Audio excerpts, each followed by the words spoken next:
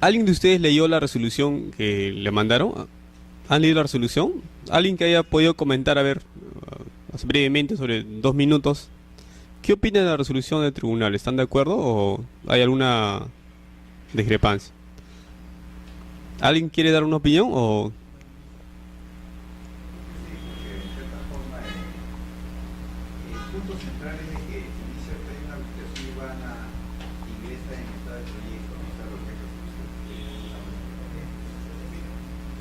bueno, resulta que los documentos tanto como el certificado de administración como el certificado de guía pues tienen que respaldar con posterioridad.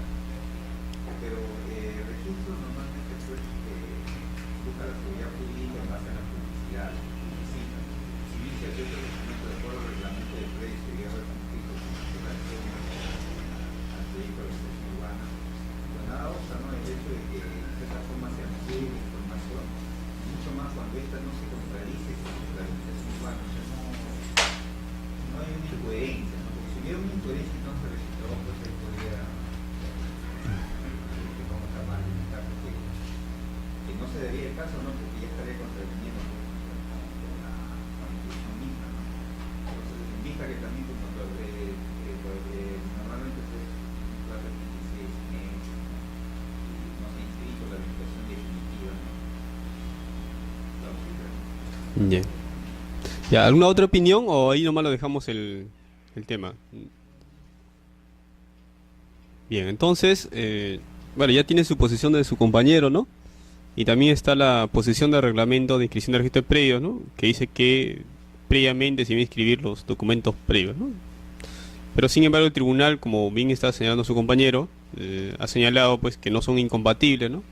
Y por lo tanto pudiera también acceder a registros dicha información, ¿no?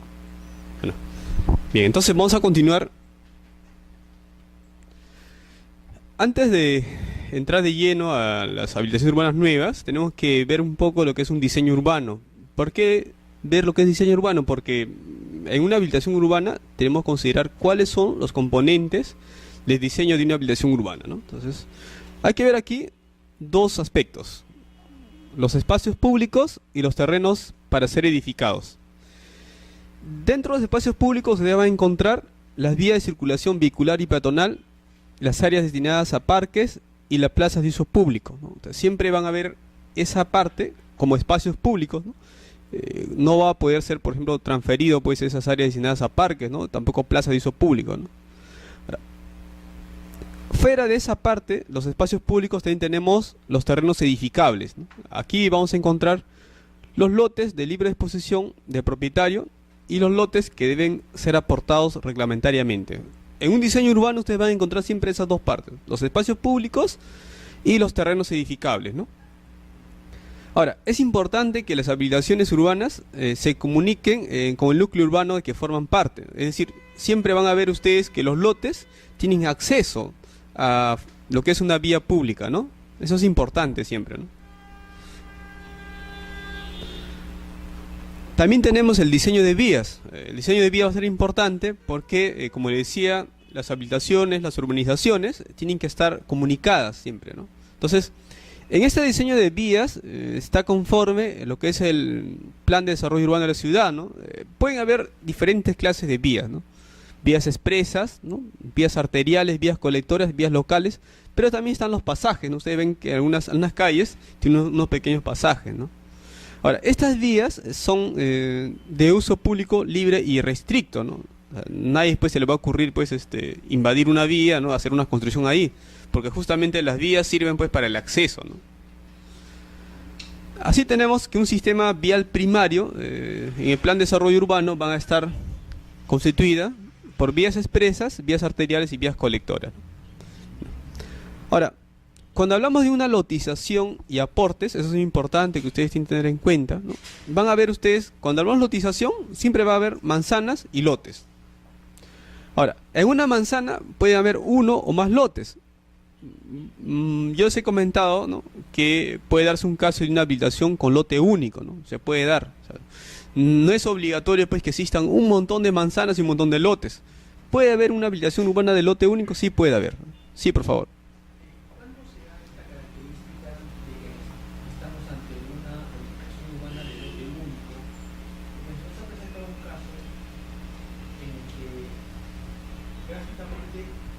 mencionar no tiene identificación de esa área. Nosotros queremos incorporar la base y hacer una inmatriculación en un área, de lo otro hacer la representación gráfica, es decir, darle ya un gráfico, un plano, pero nos dicen que el ente competente es la municipalidad para poder hacer la licitación del plan. Podría entonces la municipalidad, al ver ese procedimiento ingresado, decir, no, necesitas una habilitación urbana de lote único, porque no tengo nada y tampoco yo más, y tú quieres ingresar este perimétrico de esos hospitales. No sé si usted nos puede ampliar cuál sería o en qué casos ha visto usted que se da esta habilitación urbana de lote único. Pero aquí hay que diferenciar dos temas, ¿no? Una cosa es el saneamiento, porque aquí estamos hablando, lo que tú estás señalando es un tema de saneamiento y una inmatriculación, y otro tema distinto es la habilitación, ¿no? En tu caso, ¿no? Si va a ser para un hospital, a le correspondería hacer el saneamiento sería el Ministerio de Salud. Él puede utilizar las normas especiales, ¿no? La ley 29651, ¿no? La ley 26512, o los decretos supremos especiales para ese fin. Entonces puede ser una inmatriculación, ¿no? En mérito de esos documentos, ¿no? Hace la inmatriculación, lo inscribe, ¿no? Y luego ya recién puede hacerse el segundo acto, que es una habilitación urbana. Entonces, primer acto, inmatriculación, de dominio en este caso, ¿no? A favor del Ministerio de Salud. Segundo acto ya sería la habilitación urbana que tiene que ser ante la municipalidad. Ahora, si el predio está o no registrado, ¿quién lo va a determinar? En este caso será el área de catastro, de registros públicos. Se va a hacer una búsqueda catastral y se va a determinar si ese predio está o no registrado, ¿no? Si es que no está registrado, procederá a la inmatriculación, pero por esas normas especiales de saneamiento, ¿no? Ahí tendrá que haber una anotación preventiva de inmatriculación, una declaración jurada, y luego esa anotación preventiva se convertirá en definitiva con una declaración jurada, en este caso del titular del ente, ¿no? Ese sería el procedimiento a seguir. Ahora, si no quieren hacer mediante esa forma, utilizando las normas de saneamiento pendientes estatales, pueden hacer un procedimiento notarial si el predio es urbano. En este caso será pues un notario de título supletorio, ¿no? Pueden hacerlo también. O sea, son varios mecanismos de saneamiento. Luego de eso ya viene la habilitación urbana, que puede ser uno de esos, lote único, ¿no? ¿Ha visto casos que el registrador a nivel técnico ha solicitado la realización del plano por la municipalidad? Lo que pasa es que la ley 27, sí, la 27333, ¿no? Claro. Ahí exige pues que los planos sean visados por la municipalidad, el Código Procesal Civil también, pero en la ley 26512 establece pues definitivamente, ¿no?, que sea la propia entidad la que presenta los documentos, ¿no? Ahora, si la entidad, Ministerio de Salud en este caso, decide, ¿no?, que esos documentos deban ser pisados por la municipalidad, porque en realidad el ente generador de catastro, ¿no?, habría que ver, ¿no?, quiénes son los facultados para pisar los planos. En principio los entes generadores de catastro, ¿no? ¿Cuáles son los entes generadores de catastro? Las municipalidades o COFOPRI también, ¿no es cierto? Pero, ahora, tú necesitarías definitivamente la visación municipal, porque no creo que el Ministerio de Salud se arriesgue pues que ellos mismos estén visando los planos, no tendrían competencia para eso, ¿no? La visación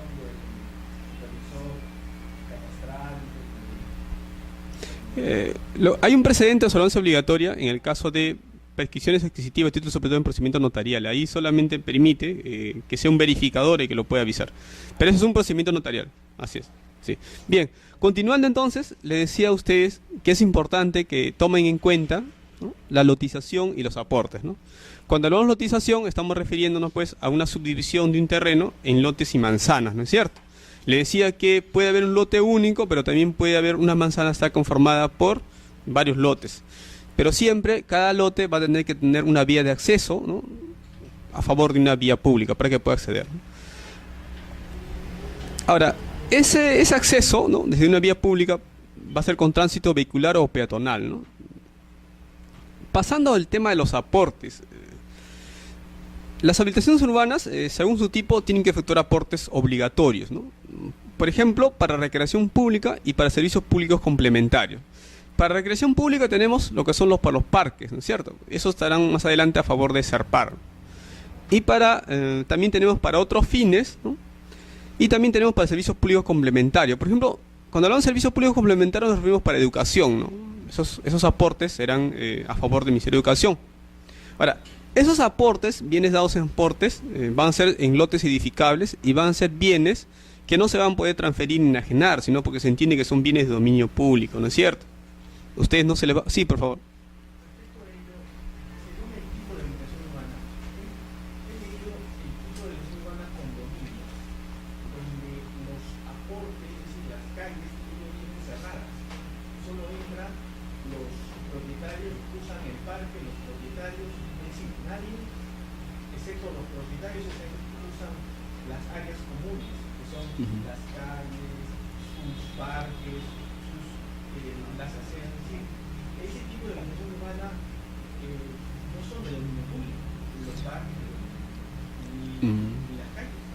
No, aquí lo que hay que tener en cuenta, como decía, ¿no? Imaginemos que este es un terreno, ¿no? Un terreno, y sobre eso vamos a implantar una habilitación, ¿no? Entonces, dependiendo de qué tipo de modalidad, ¿no? Ellos van a tener que hacer los aportes reglamentarios. Va a haber ciertos casos en el cual no va a ser necesario efectuar los aportes. Se puede redimir en dinero también, ¿no? Pero también, por ejemplo, en una habilitación urbana de oficio, ahí no va a ser necesario efectuar los aportes reglamentarios, ¿no? Ahora, una vez que ya tú inscribes la habilitación urbana, ¿no? Tú puedes hacer la edificación. Y cuando haces la edificación, puedes establecer un régimen de propiedad exclusiva, propiedad común, ¿no? Y ahí puedes establecer las zonas comunes, ¿no? Ahora, quinto va a diseñar eso, es un reglamento interno, ¿no? Pero ese es otro tema ya de edificación y de propiedad horizontal, ¿no? Ahorita estamos hablando nada más de un terreno en el cual vamos a hacer una habilitación urbana nada más. Así es. Sí, pero por eso ahí, para hablar de un condominio, ya estamos hablando de una edificación, ¿no? Pero ahorita solamente estamos viendo el tema de la habilitación urbana nada más. Más adelante, por ejemplo, cuando veamos la habilitación urbana con construcción simultánea, y también vamos a ver habilitación urbana con vivienda con zonas comunes. Sí, pero eso ya es la parte final ya que vamos a ver, ¿no? Ahorita vamos a empezar con lo básico todavía, con una lotización y aportes, ¿no? Entonces, sigamos, ¿no? Estos aportes van a ser cedidos a título gratuito a la entidad beneficiaria que corresponde. Ahora, eso es algo muy importante. Mire. Cuando yo escribo el proyecto de habilitación urbana, ¿no? Y más adelante escribo la recepción de obras, esa área de aporte, por ejemplo, para recreación pública, se va a independizar y va a estar todavía en nombre de promotor todavía, ¿no? En nombre de propietario. Pero en la partida registrada independizada va a aparecer que eso es un área de aporte para recreación pública o también para el Ministerio de Educación. Entonces, ¿qué es lo que se debe hacer ahí? Ahí tendrá que adjuntarse, ¿no? Una escritura pública de donación, por ejemplo, a favor del Ministerio de Educación. Ahí recién se va a inscribir la transferencia de titularidad de propiedad. Ahora, he visto casos en el cual, a pesar que en la partida registral aparecía como esa área de aportes para el Ministerio de Educación, se ha inscrito la transferencia, ¿no? Del propietario a favor de un tercero, ¿no? Esa compra-venta debería declararse nula, porque es un bien que está asignado por aporte a favor del Ministerio de Educación, se supone que es un bien de dominio público, no se puede enajenar a favor de un tercero, ¿no?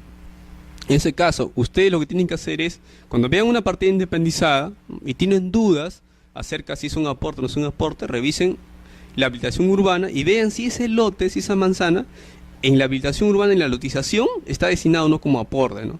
Si está destinada como aporte, definitivamente no se va a poder inscribir en ahí una compra-venta a favor de un particular, a favor de un tercero, ¿no? Entonces, esa es la recomendación. Ahora, cuando es para recreación pública, generalmente son a favor de las municipalidades. Muchas veces ellos adjuntan un acuerdo de consejo y en base a ese acuerdo de consejo quieren inscribir ya la transferencia de titularidad, ¿no? Pero además del acuerdo de consejo, ellos tendrían que adjuntar una escritura pública, ¿no? Una escritura pública de transferencia, que generalmente es una donación, ¿ya? No se olviden que eso es muy importante. Dice, las áreas para recreación pública constituirán un aporte obligatorio a la comunidad, ¿no? Y en esa condición debe quedar inscrito en registros públicos. Serán construidas y aportadas a uso público y no podrán ser transferidas a terceros. Eso es algo muy importante, ¿no?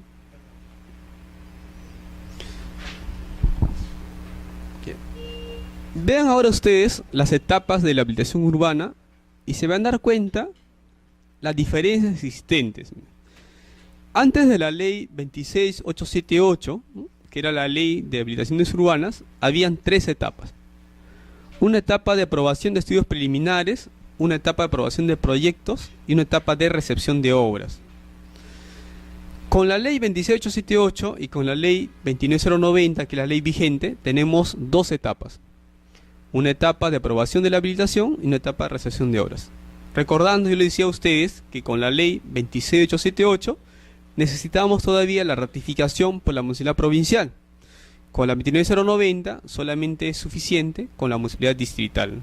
Entonces vean ustedes cómo es que ahora, con la ley 29090 y con la ley 26878, solamente necesitamos dos etapas: aprobación de la habilitación y la recepción de obras. Vamos a ver cada una de estas etapas. ¿Qué se busca en una etapa de aprobación de proyecto? Bueno, en esta etapa se va a autorizar el modelo de la habilitación con su respectivo gráfico, así como el inicio de las obras, ¿no? Aquí en esta etapa de aprobación de proyecto se va a materializar el plano de manzanas y lotes. También va a estar las áreas públicas, hemos visto las áreas para parques, ¿no? Las áreas de uso público, las viales y también los aportes para distintos fines, ¿no? Es decir, en esta primera etapa, ¿no?, de aprobación de proyectos, si es que se tiene, por ejemplo, una autorización de compra-venta garantizada o de construcción simultánea, se pueden hacer preindependizaciones, ¿no?, en la etapa de aprobación de proyecto. En cambio, en la etapa de recepción de obras, se entiende pues que ya se ha concluido la ejecución de las obras. Aquí hay que tener en cuenta algo. Esta recepción de obras puede darse con replanteo o sin replanteo. Si es que es sin replanteo, se entiende que se ha respetado lo que dice el proyecto. Es decir, no ha habido modificaciones en lo que se refiere al área útil, ¿no?, al cuadro de áreas. En cambio, si es que es con replanteo, aquí puede haber variaciones. Entonces aquí hay que comparar el cuadro de áreas y hay que ver si es que hay modificaciones sustanciales al proyecto. Si es que hay modificaciones sustanciales al proyecto, se tiene que reiniciar, ¿no?, todo el procedimiento de la habilitación urbana. En esa etapa de recepción de obras ya se hacen independizaciones definitivas. Ya aquí no hay preindependizaciones, ¿no? Es más, vamos a ver más adelante que conjuntamente con la inscripción de la recepción de obras se puede inscribir en forma definitiva la compra-venta garantizada y la cesión de posesión contractual, por ejemplo, ¿ya? Entonces, ¿cuál es la finalidad de esta etapa de recepción de obras? ¿No? Tener consolidada la situación jurídica independiente de cada uno de los lotes resultantes. Es decir, acá estamos ante lotes definitivos, no estamos hablando aquí de lotes proyectos, ¿ya? Y además, en esta etapa de recepción de obras se va a dar la transferencia al dominio público o a las entidades de las áreas públicas y otros aportes, ¿no? Entonces, vamos a tener en cuenta la recepción de obras como algo definitivo ya, en el cual ya se ha concretado, se ha ejecutado las obras que se plantearon en el proyecto. Repasando un poco, que esto ya lo hemos visto en la clase pasada, no voy a reiterar mucho en esto, solamente para detenerme, ¿no?, a unos detalles. Por ejemplo, las habilitaciones residenciales en zonas de playa, ¿no? Eso no los había hablado la semana pasada, pero sí es bueno reiterarles, ¿no? ¿Puede hacerse habilitaciones en zonas de playa? Sí puede hacerse, ¿ya? Pero tienen que respetarse ciertos criterios, ¿no? Por ejemplo, miren, imagínense que, no soy buen dibujante, me van a disculpar. Esta de acá es una línea de alta marea, ¿ya? ¿Ya? Aquí se tiene que respetar los 50 metros, ¿ya? Y de aquí, 200 metros, se llama dominio restringido. Según la norma, según la ley de playas, sobre esta área de dominio restringido no debería autorizarse habilitaciones urbanas, ¿ya? Si es que se quiere hacer una habilitación urbana en esta área de dominio restringido, que es zona de playa en la cual nosotros nos bañamos, nos metemos, aquí 200 metros, tendría que haberse un decreto supremo todavía. Es decir, tiene que haber una norma que autorice para que aquí se pueda hacer una habilitación urbana, ¿ya? Entonces, están prohibidas las municipalidades, ¿no?, hacer habilitaciones urbanas en esta área de dominio restringido. Están prohibidas, salvo que se exista una desafectación todavía, ¿no? Entonces, como le decía, ¿no?, hay que tener en cuenta aquí la ley de playas, ¿ya?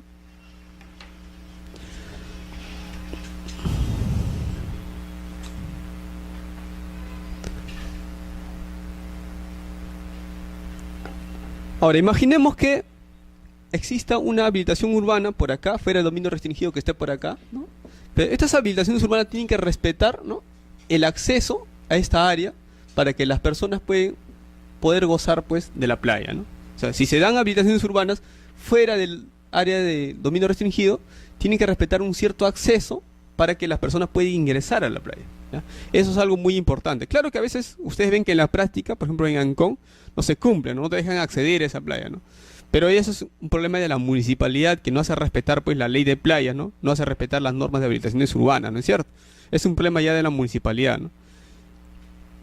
Pero las normas están dadas para que se puedan cumplir, ¿no? Entonces dice, en todos los balnearios y urbanizaciones colindantes a la playa, ¿no? Terrenos ribereños similares, debe existir por lo menos cada 1000 metros una vía de acceso que permita el ingreso a las playas, ¿no? En tal sentido, el acceso deberá permitir la entrada de vehículos motorizados hasta por lo menos 250 metros de la línea de alta marea, ¿no? Yo debería acceder por lo menos hasta por aquí debería acceder. Eso es lo que dice la norma, la ley de playas, ¿no?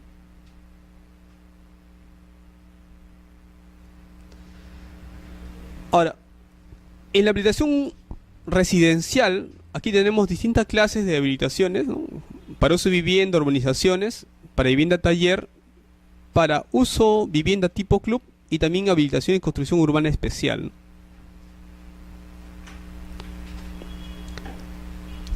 Cuando hablamos de una habilitación residencial, ¿no? Este tipo de habilitaciones tienen que cumplir con ciertos aportes, ¿no? Ciertos aportes de terreno habilitado, ¿no? O también pueden hacer su redención en dinero, ¿no? Cuando no se alcance la extensión mínima, ¿no? Por ejemplo, para lo que es recreación pública, parques y jardines, para el Ministerio de Educación o parques zonales y otros, ¿no? Entonces vamos a ver que en las habilitaciones urbanas tienen que haber aportes reglamentarios, ¿no?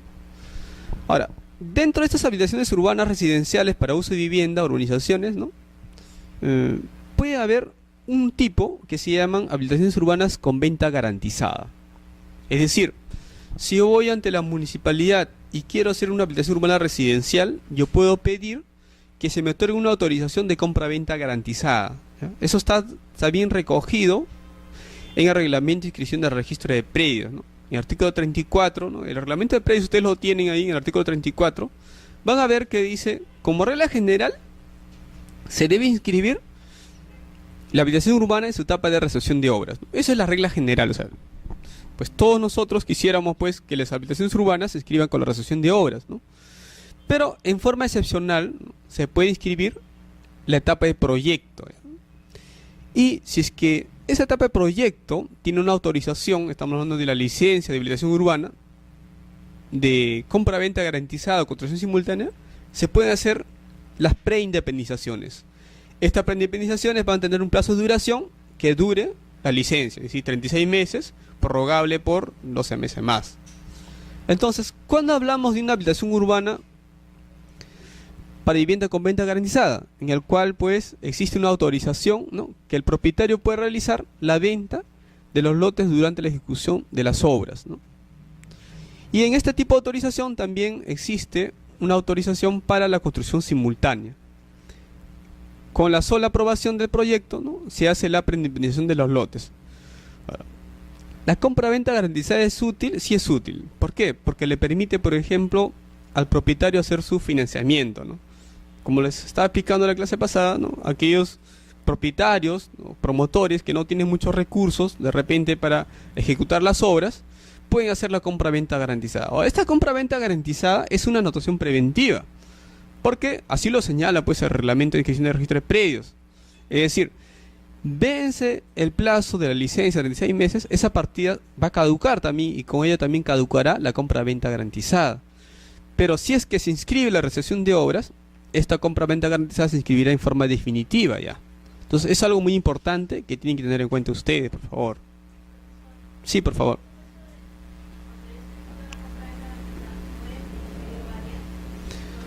Es muy buena pregunta. Aquí existe una interpretación. En este caso, yo sostengo, tengo una opinión al respecto, que la autorización solamente es para el promotor, para el propietario originario. Entonces, a él se le da la autorización, ¿no? Y yo entiendo que debería inscribirse pues una compra-venta garantizada para un tercero, ¿no? Y entiendo que debería ser así. Lo que puede hacer ese tercero es hacer una cesión de posesión contractual, ¿no? Es decir, si él de repente ya no quiere quedarse con el predio, él puede ceder su posesión contractual, ¿no? Ahora, una cesión de posesión contractual significa que estamos bajo un solo contrato. Lo único que hago en una sesión de posición contractual es ceder mi posición, pero es un solo contrato. Si no existen 2 o 3 o 4 contratos. Imagínate que a ti te transfieren un bien por compra-venta garantizada y tú no quieres saber nada.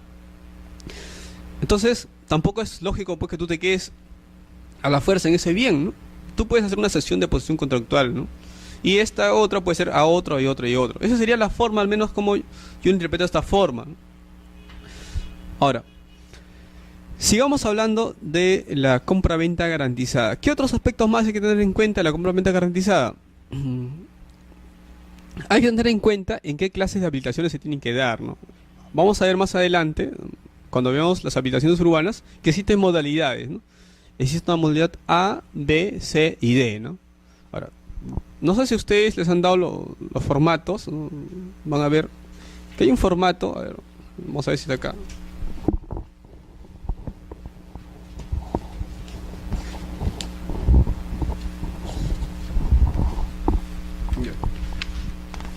Miren, dice formulario único de habilitación urbana, FUO, licencia, ¿no? ¿Lo han visto? ¿Lo tienen esto? Miren, así. ¿Han leído? Ya. Ustedes vean que en la solicitud de habilitación urbana, lo primero que aparece dice qué tipo de habilitación es. Una habilitación urbana nueva, una habilitación urbana ejecutada, ¿no? Esos son dos aspectos que nos interesan. Entonces, aquí ha marcado habilitación urbana nueva, ¿no es cierto? ¿No? Ustedes ven que el formato que está acá, ¿no? No sé si lo ubican. ¿Esto? Ya. Y dice arriba, dice municipalidad, qué municipalidad es y número de expediente. Ese dato del número de expediente es importante, ¿ya? Porque si no lo ponen, lo van a observar en registros públicos. Y aquí se está marcando como una habilitación urbana nueva. El tipo de habilitación urbana que he escogido es uso residencial, justamente lo que estamos viendo ahorita, ¿no? Es uso residencial. Pero miren ustedes que cuando habla de con construcción simultánea, convencional, no han marcado la opción con venta garantizada de lotes. ¿Y eso es por qué? Porque el numeral 1.3 dice modalidad de aprobación, aprobación B, aprobación con firma profesional a responsables. Y en una modalidad B no puede haber compraventa garantizada, ¿ya? La modalidad con compraventa garantizada es una modalidad C, por ejemplo, ¿no? Entonces por eso es que aquí no escogen el modelo de compraventa garantizada de lotes, ¿no? Bueno, luego vamos a volver sobre el FUO, ¿no? Ese es el documento de licencia para la aprobación de proyecto, ¿no? Solamente era como referencia para que ustedes lo tengan en cuenta. Bien. Existe también otro tipo de habilitación que se llama habilitaciones urbanas para vivienda progresiva. Ustedes tienen una resolución ahí que les he pasado, ¿no? A ver, ¿quién encuentra la resolución que habla sobre habilitación urbana progresiva? A ver, alguien que me diga qué número es. El número 286, ¿no? ¿Alguien puede leer la sumilla, por favor? Alguien que lea la sumilla del 13 de febrero de 2014. ¿Alguien que lea la sumilla? ¿Alguien lo ha encontrado ya? Ay, que levante la mano el que lo ha encontrado. Usted, señorita, puede leerlo. Usted ya lo ha encontrado, ¿no? Lea la sumilla, por favor. Las habilitaciones urbanas progresivas son aquellas en las que se difiere la ejecución de las calzadas y o aceras y que cumpliendo con la ejecución de las demás obras mínimas podrán solicitar la ejecución de obras. Muy bien, muy bien. Miren, hay que distinguir una habilitación urbana para vivienda progresiva con una habilitación urbana por etapas, ¿ya? Esto es algo muy importante. La gente se suele confundir, ¿ya? Ustedes no deben caer en eso. Mira, hablamos de una habilitación urbana progresiva conforme a la resolución que les han adjuntado, que ustedes tienen, ¿no? Cuando se está difiriendo solamente la ejecución de obras mínimas, calzadas y o aceras, ¿no? Eso se refiere a una habilitación urbana progresiva. Pero cuando hablamos de una habilitación urbana por etapas, se refieren que son parciales, es decir, se está cogiendo una parte de lo, ¿no? Entonces, diferencien ustedes cuando hablamos de habilitación urbana progresiva y cuando hablamos de una habilitación urbana por etapas, ¿ya? Eso es algo importante, por favor, ¿ya? En las habilitaciones urbanas progresivas, ¿no?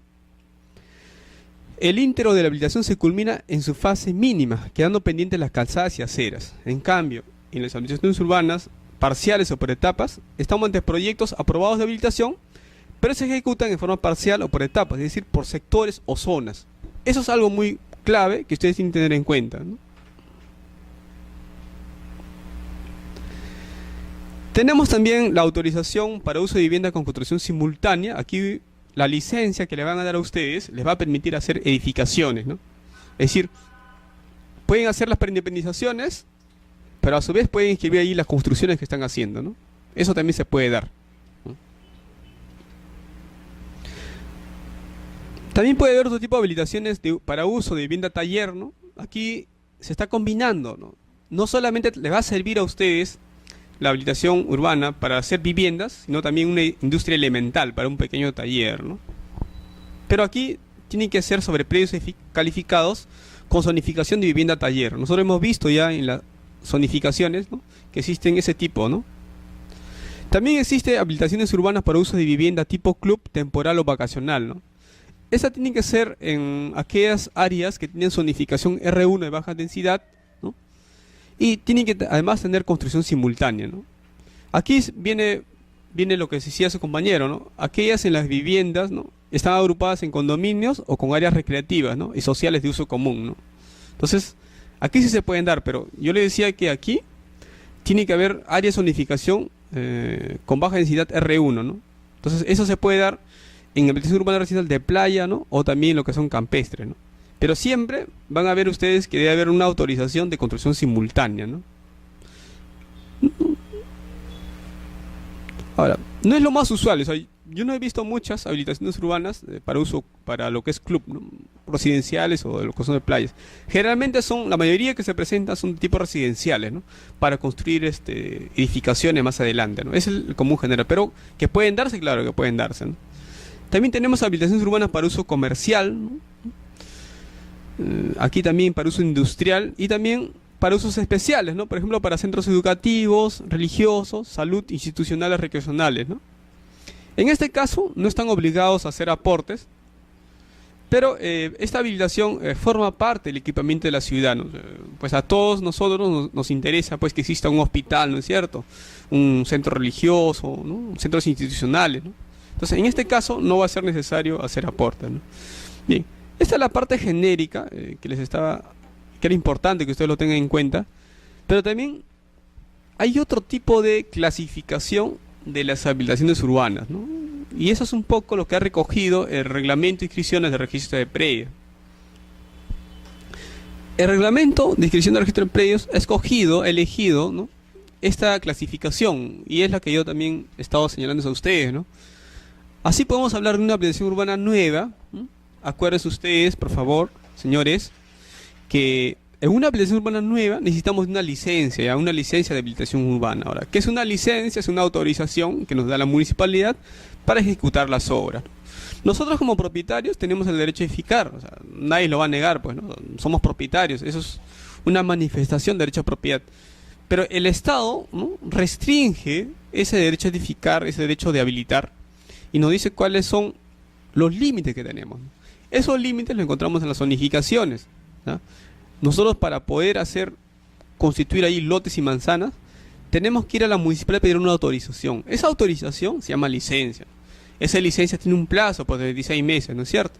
Ahora, entonces ustedes van a ver que siempre en una habilitación urbana nueva necesitamos licencias, ¿ya? Y puede haber la etapa de proyectos o también la etapa de realización de obras. Y esa realización de obras, en el cual los lotes se convierten en definitivos, en el cual la compra-venta se convierte en definitiva, puede ser parcial o puede ser total. Generalmente presenta total, generalmente. Y generalmente también no hay mucha variación. Entre el proyecto y la realización de obras no hay variación. Pero puede darse variación. Como nosotros siempre estos títulos los mandamos al área de catastro, el área de catastro identifica, pues, si ha habido variación o no. Inclusive, vamos a ver más adelante, cuando se otorga una autorización, una licencia para una habilitación urbana residencial, cuando tenga autorización de compra-venta garantizada, el artículo 21 de la 29090 dice que no se debe modificar el proyecto, ¿no? Sin embargo, el reglamento de inscripción de predios sí reconoce una modificación del proyecto. O sea, nosotros vamos a ver que el reglamento de predios, señores, en primer lugar, ¿no?, ha seguido lo que es la ley 29090, ¿no? O sea, este reglamento de predios actual está recogiendo lo que dice la ley 29090. Y también recoge una parte de lo que es el reglamento nacional de edificaciones. Lo que le falta recoger es lo que dice el reglamento de licencias, ¿ya? Ahorita se está trabajando en la modificación del reglamento de predios. Cuando ustedes vean, van a ver ciertas discrepancias normativas entre reglamento de licencias y reglamento de predios. Pero eso no quiere decir que más adelante no se pueda modificar el reglamento de predios. Sí se va a modificar, se está trabajando en eso. Hay una comisión de la sede central que está trabajando en la modificación del reglamento de predios, recogiendo pues muchos de los alcances lo que dice el reglamento de licencias. Por ejemplo, el reglamento de licencias habla que se va a inscribir, no como proyecto, dice, ¿no? Se va a inscribir en la partida registral la licencia de habilitación urbana, ¿no? Entonces, ¿qué es lo que falta hacer? Que el reglamento de predios recoja las modificaciones que se han hecho en el reglamento de licencias. Cuando sale la ley 23090, se recoge lo que dice el reglamento de predios, pero no ha recogido todavía lo que está el reglamento de licencias. Entonces, se está trabajando en eso. Ustedes por eso van a ver que existe cierta discrepancia, ¿no? Pero ustedes cuando quieren inscribir su título, ¿qué van a hacer? Respeten lo que diga el reglamento de predios, no saben problemas, ¿no? Porque en base a esto es el registrador el que va a calificar, ¿no? Pero sin embargo, no estaría muy bien de mi parte si no les explico también lo que dice el reglamento de licencias, porque esto también se va a tener en cuenta a nivel municipal, ¿no es cierto? Entonces ustedes tienen que hacer esa pequeña distinción. Aparte de la habilitación urbana nueva, tenemos también la habilitación urbana ejecutada, ¿no? Esta habilitación urbana ejecutada tiene otro nombre, también lo llaman regularización de habilitación urbana ejecutada. Miren, esta habilitación urbana ejecutada, ¿no?, es bien problemática, es bien complicada. Es fácil trabajar con una habilitación urbana nueva o una habilitación urbana de oficio. Lo más complicado es trabajar con una habilitación urbana ejecutada, ¿no? Le voy a explicar por qué. Antes se hacían, por ejemplo, preindependizaciones con las habilitaciones urbanas ejecutadas, ¿no? Pero ¿cuál era el problema? Las preindependizaciones no tenían plazo. Había mucha discusión entre los mismos registradores si se puede preindependizar o no en una habilitación urbana ejecutada. Había algunos que sí preindependizaban, pero cuando tú le preguntabas a ese registrador, oye, ¿cuál es el plazo de esa preindependización? No lo ponía. ¿Por qué no lo ponía? Porque no había una licencia. En una regularización de habilitación urbana ejecutada no hay licencia. ¿Por qué? No hay licencia justamente porque aquí se entiende que estamos ante urbanizaciones consolidadas. Es decir, lo que se hace normalmente es regularizar una situación ya existente, ¿ya? En este tipo de habilitación urbana no puede haber licencia porque las construcciones, las calles, los servicios básicos ya están ya, ¿no? Entonces la pregunta sería, ¿por qué el reglamento todavía lo sigue llamando proyectos? Lo que pasa es que el reglamento quiere establecerle etapas como en forma parecida a lo que dice la habilitación urbana nueva. Pero en realidad, cuando hablamos de una habilitación urbana ejecutada, estamos hablando que es parcial o es total. Es decir, se está refiriendo más a las obras. Si hay obras pendientes, diremos que es parcial, o proyectos, como dice el reglamento de predios. Si ya está terminada todas las obras, diremos que es total, y ya está la recepción de obras.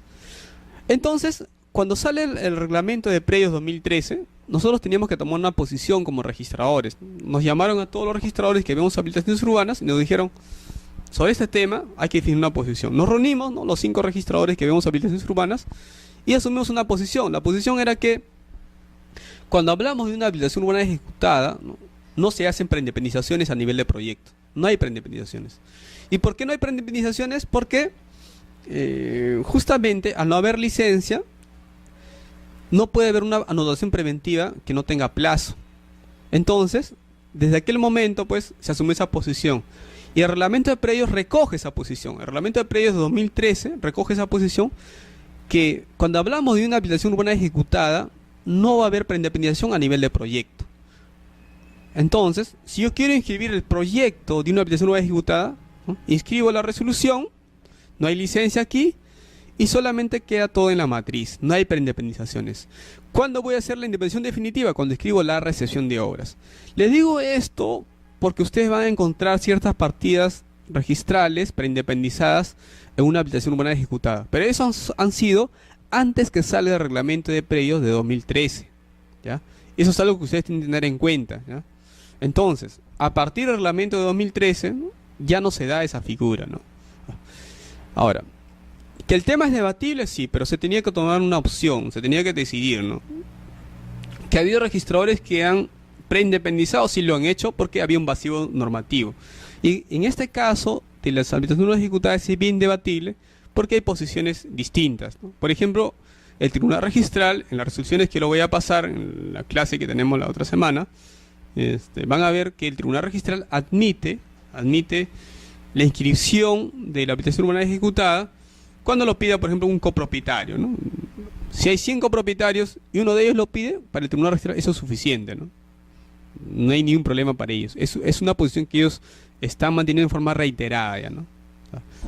Pero, como le decía, como eso no es un precedente, eso no es obligatorio, ¿no? Nosotros estamos exigiendo que intervengan los titulares registrales para que ratifiquen, pues, el trámite efectuado, ¿no? Entonces, sobre este tema de la habilitación urbana ejecutada van a haber un montón de posiciones diferentes, discrepantes. Lo que ha hecho el reglamento de predios es tratar de unificar y asumir una posición, ¿no? Que puede ser criticable, que muchos no estén de acuerdo, bueno, pero al final se tiene que adoptar por un solo criterio.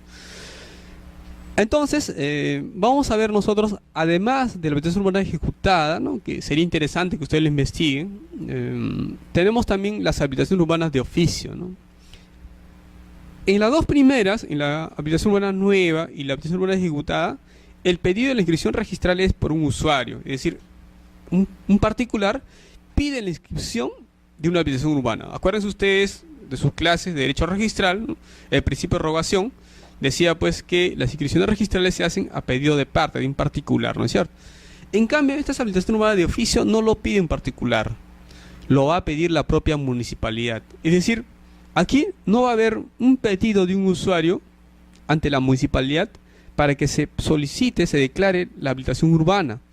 Es la propia municipalidad que en su labor, ¿no?, planificadora, en su labor ordenadora, ¿no?, va ante el lugar y dice, efectivamente aquí constato que existe una urbanización consolidada y es la propia municipalidad que declara la habilitación urbana de oficio. Y este tipo de habilitaciones urbanas no están obligadas a hacer aportes reglamentarios, pero tienen límites. Vamos a ver nosotros en la clase que viene, ¿no?, cuando veamos estos dos tipos de habilitaciones urbanas ejecutadas y también la habilitación urbana de oficio, vamos a ver que en las habilitaciones urbanas de oficio, ¿no?, hay varios supuestos de improcedencia de habilitaciones urbanas de oficio, ¿no? Desde mi punto de vista, las municipalidades deberían abstenerse de declarar habilitaciones urbanas de oficio cuando se dé a una causal de improcedencia, ¿no? Si bien es cierto que el reglamento de predios lo permite, porque dice, si la municipalidad, ¿no?, en forma expresa señala, a pesar que existe esta causal de improcedencia, se puede inscribir, yo no comparto esa posición del reglamento de predios, ¿no? Porque si existe una ley que dice, en estos casos no procede la habilitación urbana de oficio, pienso que el reglamento de predios tuvo que haber seguido ese camino, ¿no? No se debe haber asumido una posición más conciliadora, se puede decir, ¿no? Si tiene una norma prohibitiva, en ese sentido, el reglamento no debería permitir la inscripción de una habilitación urbana de oficio que esté en una causal de improcedencia. El reglamento de predios sí lo permite, dice, si es que la municipalidad lo señala expresamente, esa causal de improcedencia, y justifica por qué lo está haciendo, sí se debe inscribir. Yo no comparto esa posición de reglamento, ¿no? Pero sin embargo, bueno, es la forma como se ha redactado, ¿no? Sí, cuando veamos la clase de habilitación urbana de oficio, vamos a ver diferentes causales, ¿no? Yo quiero centrarme un poco más con las habilitaciones urbanas nuevas, ¿no? Si no, ya no va a haber nada que hablar ya para las habilitaciones urbanas de oficio, ¿no? Y eso tampoco no nos conviene a mí ni a ustedes tampoco. Bien, entonces le decía que en unas habilitaciones urbanas nuevas tenemos autorizaciones especiales para la etapa de proyectos, ¿ya? Puede haber entonces una venta garantizada, ¿no?, y una también construcción simultánea de viviendas. Ustedes van a ver que está señalado ahí que cuando hay una autorización de venta garantizada se prohíbe modificación de lotes del proyecto, ¿ya? Eso es lo que señala la ley 29090. Sin embargo, en el reglamento de licencias, ¿no?, habla que sí se puede modificar las habilitaciones aprobadas bajo las modalidades B, C y D. Es lo que dice. Entonces, haciendo una interpretación entre la ley 29090 y el reglamento de licencias y el reglamento de predios, aparentemente sí se permitiría las modificaciones de lotes de proyecto, pero esas modificaciones no deben ser sustanciales. Eso sí lo señala claramente el reglamento de licencias, ¿no? Ahora, el reglamento de predios, no ha seguido mucho lo que dice el reglamento de licencia. Como decía, eso es un tema que se debe actualizar. Se debe actualizar el reglamento de predios con el reglamento de licencia, ¿no? Pero conforme a la 29090, si ustedes alguna vez van a ver una habilitación urbana nueva y tienen una autorización de compra-venta garantizada, no deberían modificar el proyecto. ¿Por qué no lo deben hacer? Porque hay un tercero que ya adquiere un terreno ya. Si ustedes lo achican, lo reducen ese lote, estarían perjudicando a este tercero. Y eso no es bueno, ¿no? Eso no es bueno. No es bueno que perjudiquen ustedes a terceros. Si ya existe una habilitación urbana nueva que tiene autorización de compra-venta garantizada, no se deberían modificar los lotes del proyecto. Se debería respetar eso. Sin embargo, en la práctica se ve pues que sí lo modifican, ¿no? Sí lo reducen y existen los problemas, ¿no? Bien, entonces, sigamos, señores. Sí, por favor.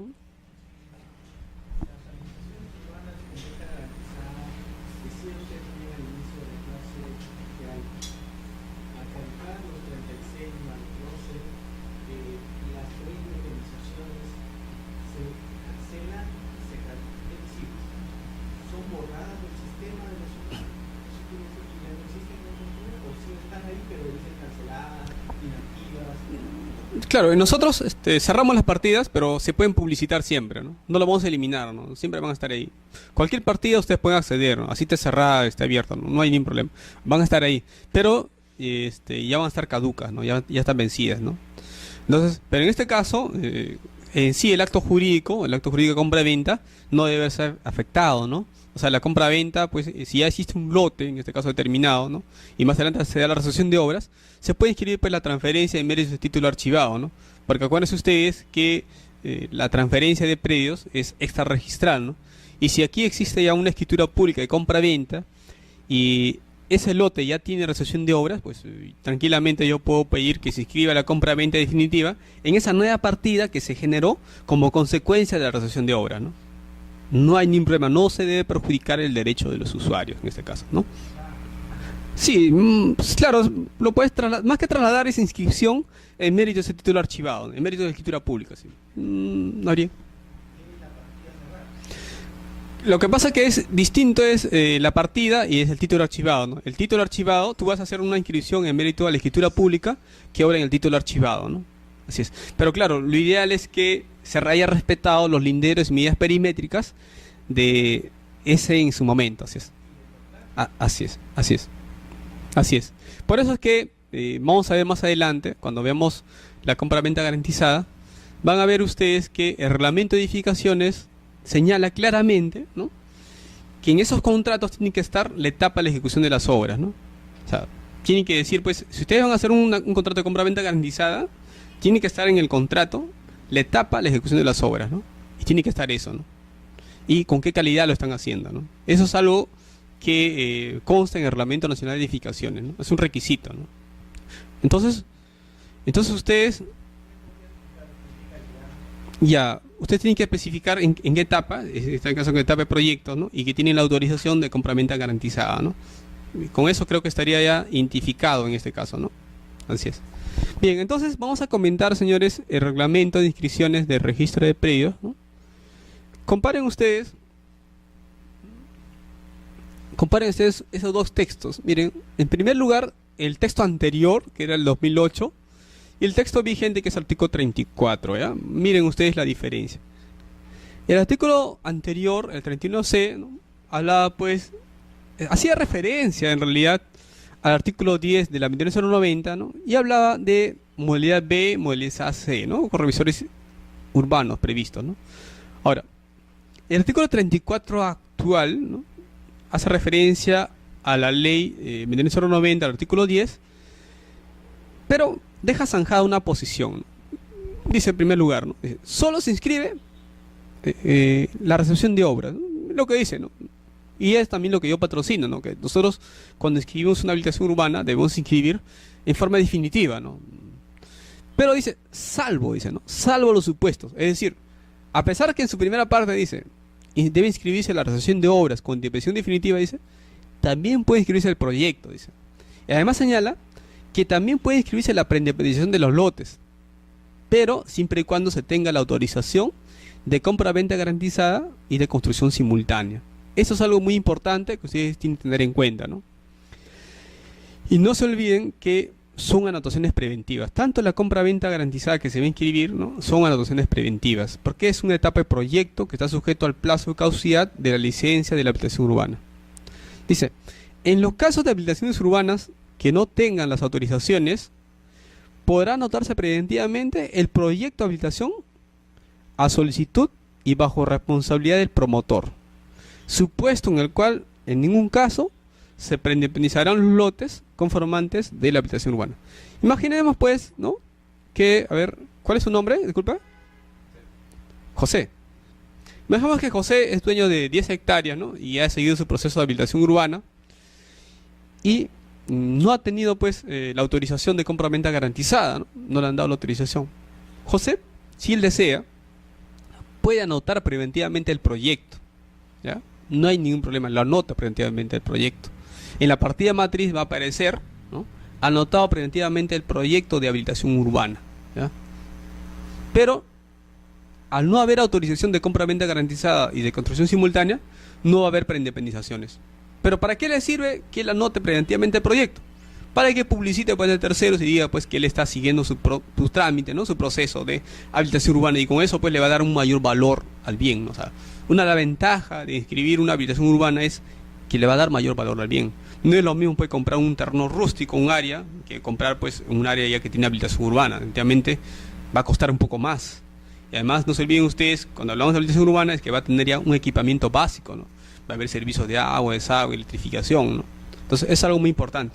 Entonces, bajo responsabilidad de su compañero José, se puede anotar preventivamente el proyecto. Este proyecto va a tener la duración que señale la licencia de la habilitación urbana, ¿no?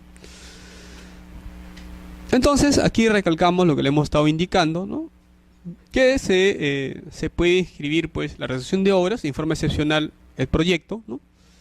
Pero eso quiere decir también que yo no estoy obligado a anotar preventivamente el proyecto. Si quiero lo hago, si no, no es un acto previo.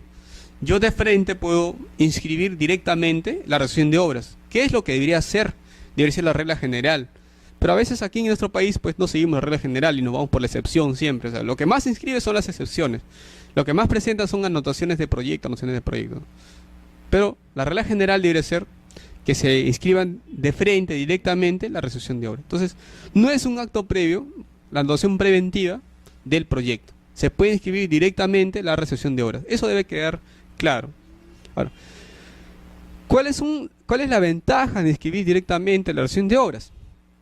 Primero, que estamos ante una habilitación urbana definitiva. Esa es la primera ventaja. Segundo, que cada partida que se haya independizado es en forma definitiva, ¿no? Aquí no estamos ante partidas preindependizadas, no estamos ante un proyecto, no estamos ante una anotación preventiva, ¿no? Entonces hay mayor seguridad pues para las transacciones económicas.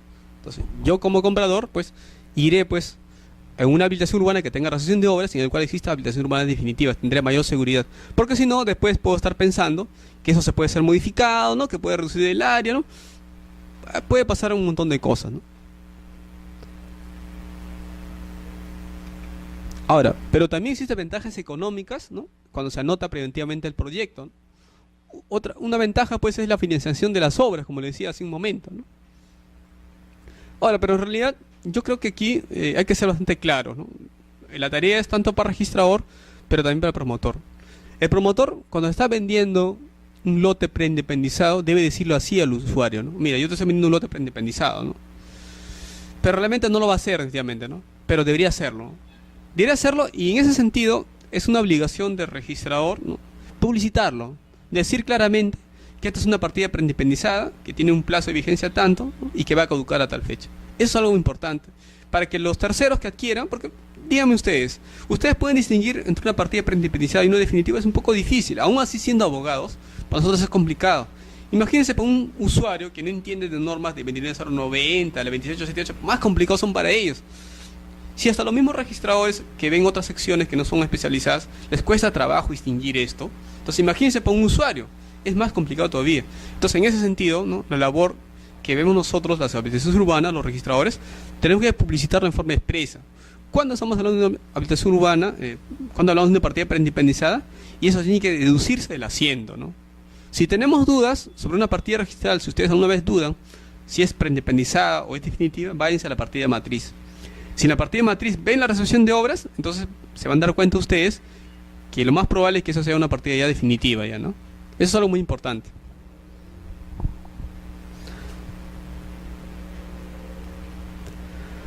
Entonces, vemos nosotros el artículo 10 de la ley 1890, que ya le hemos señalado, ¿no? Que habla, pues, que en los registros públicos, ¿no? En las organizaciones urbanas, en las modalidades B, C y D, ¿no? Se tienen que inscribir, ¿no? En el registro de predios, pero puede haber preindependizaciones cuando exista construcción simultánea y venta garantizada de lotes, ¿no? Eso ya lo hemos visto, no voy a detener mucho, ¿no? Ahora, lo que busca esta norma, ¿no? Es tiene una finalidad de facilitar las inscripciones, ¿no? Es decir, se busca pues que ingresen al registro, ¿no? Cuando ya está en su etapa de resolución de obras, pero también lo admite en forma excepcional pues la anotación preventiva, ¿no?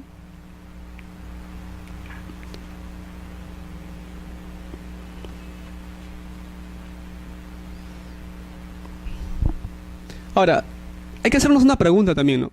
¿Por qué creen ustedes que no se admite la preindependización de lotes, de partidas, en el caso que no se tenga la autorización de compra-venta garantizada, ¿no? O de construcción simultánea, ¿no? Es una pregunta que debemos hacernos. O sea, ¿por qué solamente se permite la preindependización cuando existen estas dos autorizaciones, ¿no? Porque consideramos nosotros que no tendría ni un sentido aperturar una partida si sobre esa partida no se puede hacer nada, ¿no? O sea, si tú vas a aperturar una partida preindependizada es para que puedas hacer una compra-venta garantizada. Entonces ahí existe una ventaja económica, ¿no? Y va a tener una modificación de hecho real, ¿no? Si es que tú aperturas una partida y sobre esa partida no vas a poder hacer ningún acto, pues ¿para qué lo abres? No sería algo innecesario, no tendría ni una utilidad práctica. Por eso es que el reglamento dice, tú vas a hacer preindependizaciones siempre y cuando tengas autorizaciones de compra-venta garantizada o de construcción simultánea, ¿no? Entonces ese es el sentido de la norma, ¿no? Bien. ¿Qué entendemos por licencia de habilitación urbana? Nosotros entendemos por una licencia de habilitación urbana, ¿no? Como una autorización, ¿no? O sea, como le decía hace un momento, esa facultad de urbanizar le corresponde a todos los propietarios. Ustedes, por el simple hecho de ser propietarios, ¿no? Tienen esa facultad de urbanizar, ¿no? Pero, necesitan ustedes de una autorización, ¿no? Y esa autorización lo va a dar la administración, en este caso las municipalidades, ¿no? Esta licencia tiene 36 meses, ¿no? Que son prorrogadas por 12 meses, ya está indicado, ¿no? ¿Y desde cuándo voy a computar el plazo? El plazo de las licencias lo voy a computar desde el ingreso del expediente de la municipalidad, ¿ya? Eso es algo muy importante, ¿eh? Muchas veces los usuarios no, o a veces nosotros mismos nos confundimos y no sabemos desde cuándo contar el plazo. El plazo de vigencia, ¿no? De las partidas preindependizadas y las licencias se cuentan desde el ingreso del expediente de la municipalidad. Por eso, yo les decía que siempre ustedes deben revisar en el formato, en el FUGO, ¿no? Que esté el sello de recepción y la fecha. Eso es algo muy importante, ¿no? Porque a partir de esa fecha de recepción en la municipalidad, a partir de ahí le vamos a contabilizar los 36 meses. Ahora, en principio, esta licencia es irrevocable, ¿no? Salvo que se encuentre afectado por un vicio de nulidad esencial e insubsanable, ¿no? Ahora, el hecho de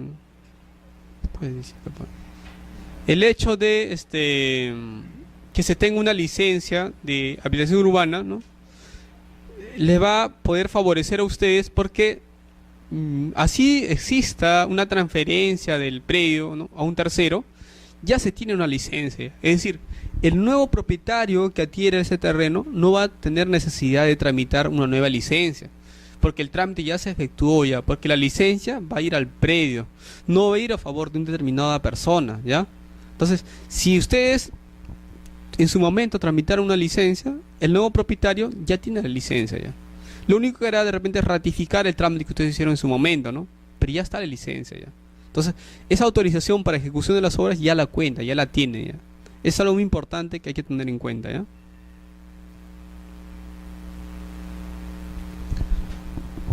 Esto ya lo está. Vamos a ver las modalidades, ¿ya? Que le estaba hablando. Bien. Miren, estas son las modalidades de aprobación de habilitación urbanas, ¿no? En el formato que les he dado, ustedes van a ver, mire su formato por favor, dice lo siguiente, ¿no? Modalidad de aprobación. Modalidad B, aprobación con firma de profesionales responsables, ¿no? Y esa es la modalidad B. Se necesita firma de profesionales responsables. Miren ustedes que en la modalidad C hay dos supuestos especiales. Dice, por revisores urbanos o por comisión técnica. Y abajo, en la D, solamente aparece con comisiones técnicas. Eso es algo muy importante, ¿ya? Acá, esta persona que ha seguido este trámite ha elegido el B, aprobación con firma profesionales responsables. Esa es su opción, ha elegido esa opción.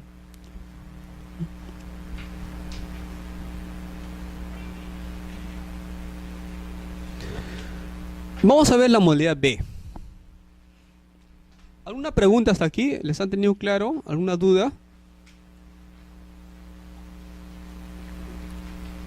Miren, acuérdense ustedes que cuando hablamos de una habilitación urbana, en su etapa de proyecto, ¿no? O en su etapa de realización de obras, siempre vamos a utilizar estos formatos, ¿ya?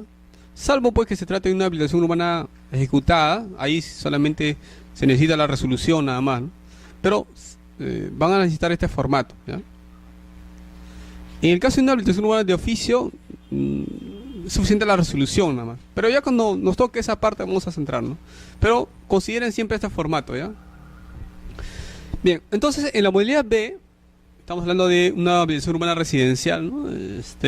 Se va a necesitar pues el cargo de ingreso del FUO, ¿no?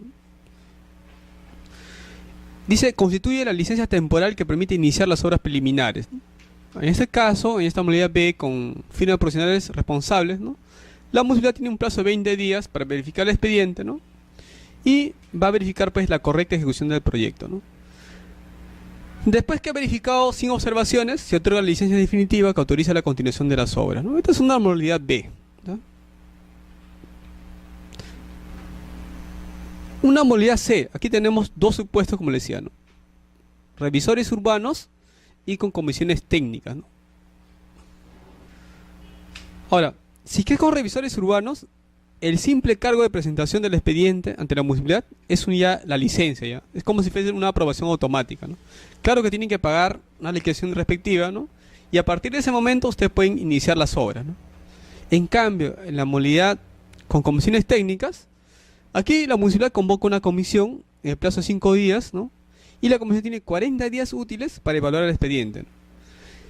Vence este plazo y la municipalidad no se pronuncia, se aplica el silencio administrativo positivo, ¿ya? Entonces, si ustedes quieren hacerlo más rápido, pueden escoger los revisores urbanos, pero claro, aquí habla de un pago, ¿no? Un pago de liquidación respectiva, ¿no? En cambio, en las comisiones técnicas se va a demorar un poco más, ¿no?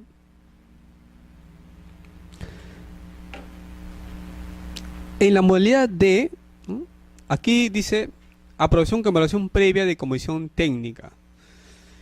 La municipalidad convoca una comisión en el plazo de 5 días, ¿no? Y la comisión tendrá 40 días útiles para evaluar el expediente. Vencido este plazo sin pronunciamiento, se aplica el silencio positivo. Ya. Imaginemos que ya tenemos el formato, ¿no? El FUO, ya tenemos la licencia aprobada y queremos inscribirlo en registros públicos, ¿ya? Bueno. En ese caso, si ustedes quieren ya inscribir, tendrán que presentar, ¿no? Tendrán que presentar el formato, ¿no? El formato puede ser modalidad B, C y D, ¿no? Ahora, el proyecto, dice, de habilitación urbana aprobado por la municipalidad podrá ser inscrito bajo responsabilidad del promotor, ¿no? Vamos a ver. Eso también lo hemos visto, la adopción preventiva de la licencia, ¿no? De habilitación urbana puede hacerse con construcción simultánea y venta con necesidad de lotes, ¿no? ¿Qué dice el reglamento de inscripciones con respecto a la adopción preventiva, ¿no? Imaginemos que tenemos todos los documentos y queremos presentarlo a registros públicos. El anterior reglamento 2008, que está derogado, ¿no? Señalaba cuáles eran los requisitos para anotar preventivamente el proyecto, ¿no? Presentabas el cargo del FUO, ¿no? Los planos de ubicación y localización del terreno, la memoria descriptiva y se precisaba claramente si había discrepancia entre los datos de la memoria y el plano, prevalecía del plano. Y además se estaba admitiendo lo que se refiere a la presentación adicional en copia digital de los documentos señalados, ¿no?, en el B y C, es decir, los planos y la memoria descriptiva. Eso es muy importante, ¿ya? Cuando ustedes presenten una habilitación urbana que tenga pues 600, 500 lotes, para facilitar la digitación de esos títulos, presente también el CD, ¿no? El CD, porque eso va a agilizar un poco la inscripción registral, ¿ya? Eso es algo muy importante. En cambio ahora, el actual reglamento, el artículo 35, ¿no?, si bien es cierto, mantiene los requisitos, el cargo del FUO, ¿no?, con su sello de recepción y número de expediente. Esos son los datos importantes. Si es que no tiene ese sello de recepción y el número de expedientes, tengan en cuenta que el registro lo va a observar, ¿no?, lo va a observar. Dice, se requerirá la presentación de documentos complementarios si dicho formulario no contuviera toda la información. Imaginemos que hay una información que no está en el formulario. Se puede presentar documentos complementarios, ¿no? Se presentan los planos de ubicación, localización del terreno, la memoria descriptiva, y además señala, pues, como el anterior, ¿no?, si que hay discrepancia entre la memoria y el plano, deben prevalecer lo que consta en el plano, ¿ya? Es algo muy importante también. Ahora, en forma práctica yo les diré, ¿no?, que si bien cierto reglamento dice esto, para hacer la digitación es un poco problemático basarnos solamente en los planos, ¿ya? Es un poco difícil. Si fallan 10 lotes, pues normal, ¿no? Pero cuando sean 400 lotes, imagínense que yo tengo que sacar del plano todos los datos y hacer esa inscripción, me va a demorar, pues. Entonces, si ustedes quieren agilizar su inscripción registral, traten que exista una coherencia, ¿ya? Una coherencia entre todos los documentos que presenten. Si en tu resolución habla de 100 lotes con tales medidas perimétricas, ¿no?, eso también tiene que estar, pues, en la memoria descriptiva. Tiene que existir coherencia entre el plano, ¿no?, entre la memoria descriptiva y los antecedentes registrales. Cuando existan discrepancias, son los que se observan los títulos. Los registradores, cuando observan, justamente son por la discrepancia. Porque de repente, en el plano dice que es un área, ¿no?, de 200 metros, un lote terminado, y la memoria dice que son 195, por ejemplo, ¿no? O los linderos no coinciden, ¿no? Existe discrepancia, ¿no? Entonces, lo ideal es que ustedes verifiquen que el plano guarde concordancia con la memoria descriptiva y que esos documentos, ambos, guarden coherencia con lo que dice la partida registral, ¿no? Si mi área bruta, ¿no?, en el plano figura 5000 metros y en mi partida aparece 4000, eso no va a ingresar al registro, pues. Tiene que haber coherencia, ¿ya? No se olviden eso. Casi todas las observaciones en los títulos que veo de habilitaciones, fábrica, inclusive reglamentos internos, son por la discrepancia de los documentos que presentan los usuarios con los antecedentes registrales.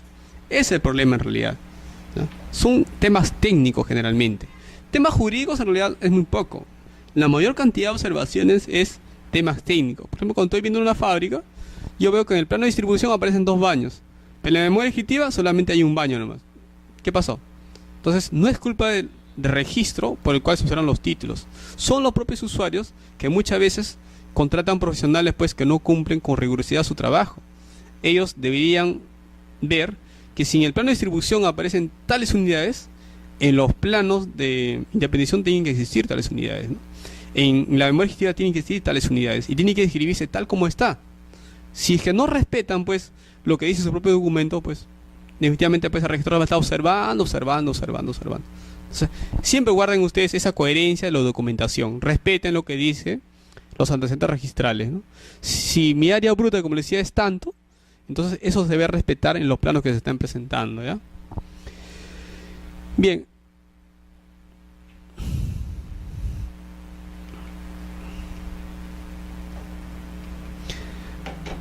Si vamos a presentar, ¿no?, una anotación preventiva de la licencia, ¿no? Por ejemplo, el reglamento de licencia dice que se presentará la resolución municipal, ¿no?, si es en la modalidad B, ¿no? Si es modalidad C, el FUO, ¿no?, y que el número de expediente y el anexo D, ¿no? Si es modalidad C, la comisión técnica de modalidad, debidamente sellado con un número de expediente asignado, ¿no?, y comprobante de pago. Ustedes dense cuenta que todo este tema de las modalidades, ¿no?, están en el reglamento de licencia, ¿no? Ese es más específico. El reglamento de inscripciones lo ve en un aspecto más genérico, ¿no? En cambio, de forma más específica lo va a ver el reglamento de licencia, ¿no? También se presentan los planos que hemos estado haciendo referencia y la memoria descriptiva, ¿no? Bien, pasemos ahora a una nueva incorporación que se ha hecho en el reglamento de inscripción del registro de predios, ¿ya? El reglamento de inscripciones de registro de predios, ¿no?, ha hecho una nueva incorporación. Esto no estaba en el reglamento de inscripciones del 2008, por ejemplo, ¿no? Esta es una nueva incorporación. Bien. Aquí estamos hablando de un título, ¿no?, que se va a inscribir una notación preventiva por silencio administrativo positivo, ¿ya?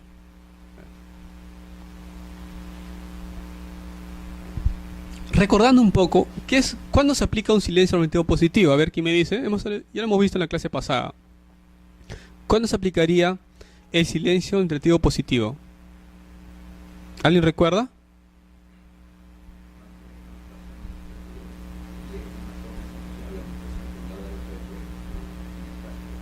Así es. Entonces, el silencio administrativo positivo, ¿no?, es una forma de sanción, como dice el compañero, ¿no?, ante la negligencia de una entidad de no pronunciarse en el plazo establecido, ¿no?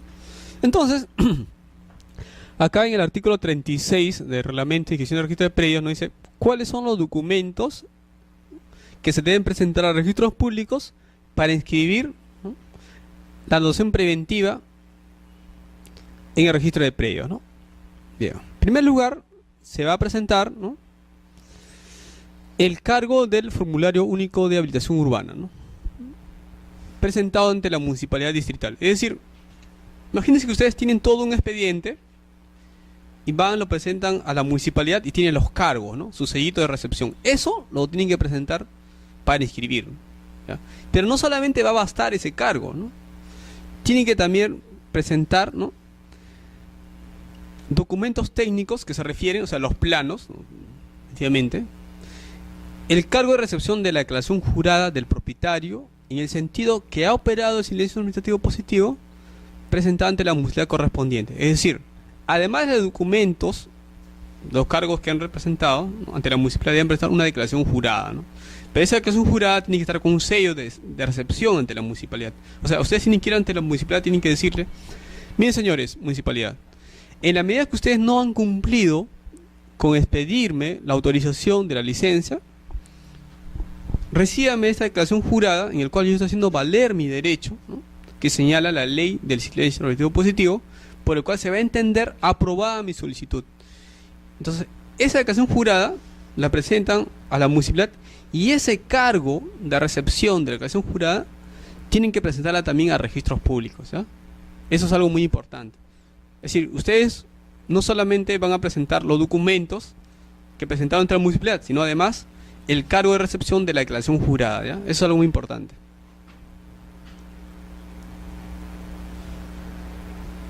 Aquí está un poco desarrollado lo que es la ley 29060, ¿ya?, que regula la ley del silencio administrativo positivo, ¿no? Un poco habla también de la declaración jurada, ¿no? No voy a detener mucho esto. Los efectos del silencio administrativo positivo, ¿no? Dice: los procedimientos administrativos sujetos al silencio administrativo positivo quedarán automáticamente aprobados en términos que fueran solicitados, si transcurrido el plazo establecido máximo, la entidad no hubiera notificado el pronunciamiento respectivo, ¿no?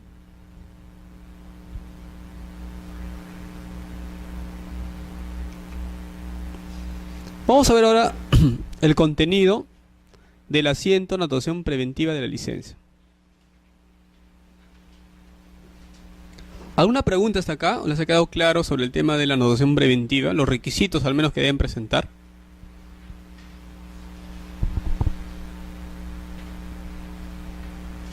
Bien. El anterior reglamento, ¿no?, señalaba qué cosas se debe poner, que debe poner el registrador, ¿no?, en la notación preventiva, ¿no? O sea, estos datos que ven acá son los datos que debe estar en la partida registral. O sea, esta norma es más para el registrador, ¿comprende? O sea, son datos que debe constar en la partida registral, ¿no?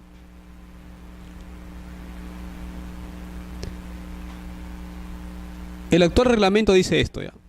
Primero, tiene que estar, además los requisitos establecidos en el artículo 13, ¿no?, el número asignado del expediente. ¿Por qué creen ustedes que se sigue pidiendo el número de expediente proyecto de habilitación urbana? ¿Cuál sería la razón? ¿Por qué es que se insiste bastante que esté el número de expediente?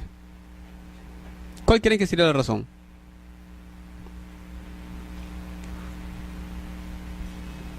¿Mm? Claro, porque de repente, pues, cuando se hay un control posterior, ¿no?, se puede verificar que la municipalidad tiene en su archivo, pues, toda esa documentación, ¿no es cierto?, que ha ingresado, ¿no es cierto? Por eso es muy importante. Además, que cuando se sacan las resoluciones, se hace referencia también a veces al número de expediente, ¿no? A veces en los planos también se consigna también el número de expediente. Esos son datos muy relevantes, ¿no?, que tienen que estar, ¿no? Si no, ¿cómo se acredita, pues, que esto ha ingresado ante una municipalidad? Debe tener un número de expediente. Así como cuando ustedes presentan un título, le ponen un número y con eso se hace seguimiento, es importante que esté el número de expediente, ¿no? Ese dato del número de expediente va a estar en la actuación preventiva. También va a estar la fecha de recepción por la municipalidad competente. ¿Por qué debe estar la fecha? Porque a partir de ahí voy a contar los plazos, ¿no es cierto? El plazo de 36 meses lo voy a contar a partir de ahí. Tiene que estar también el cuadro general de distribución de áreas. A ver, vamos a ver un cuadro general. Ubican ustedes, ¿no?, una resolución de habilitación urbana.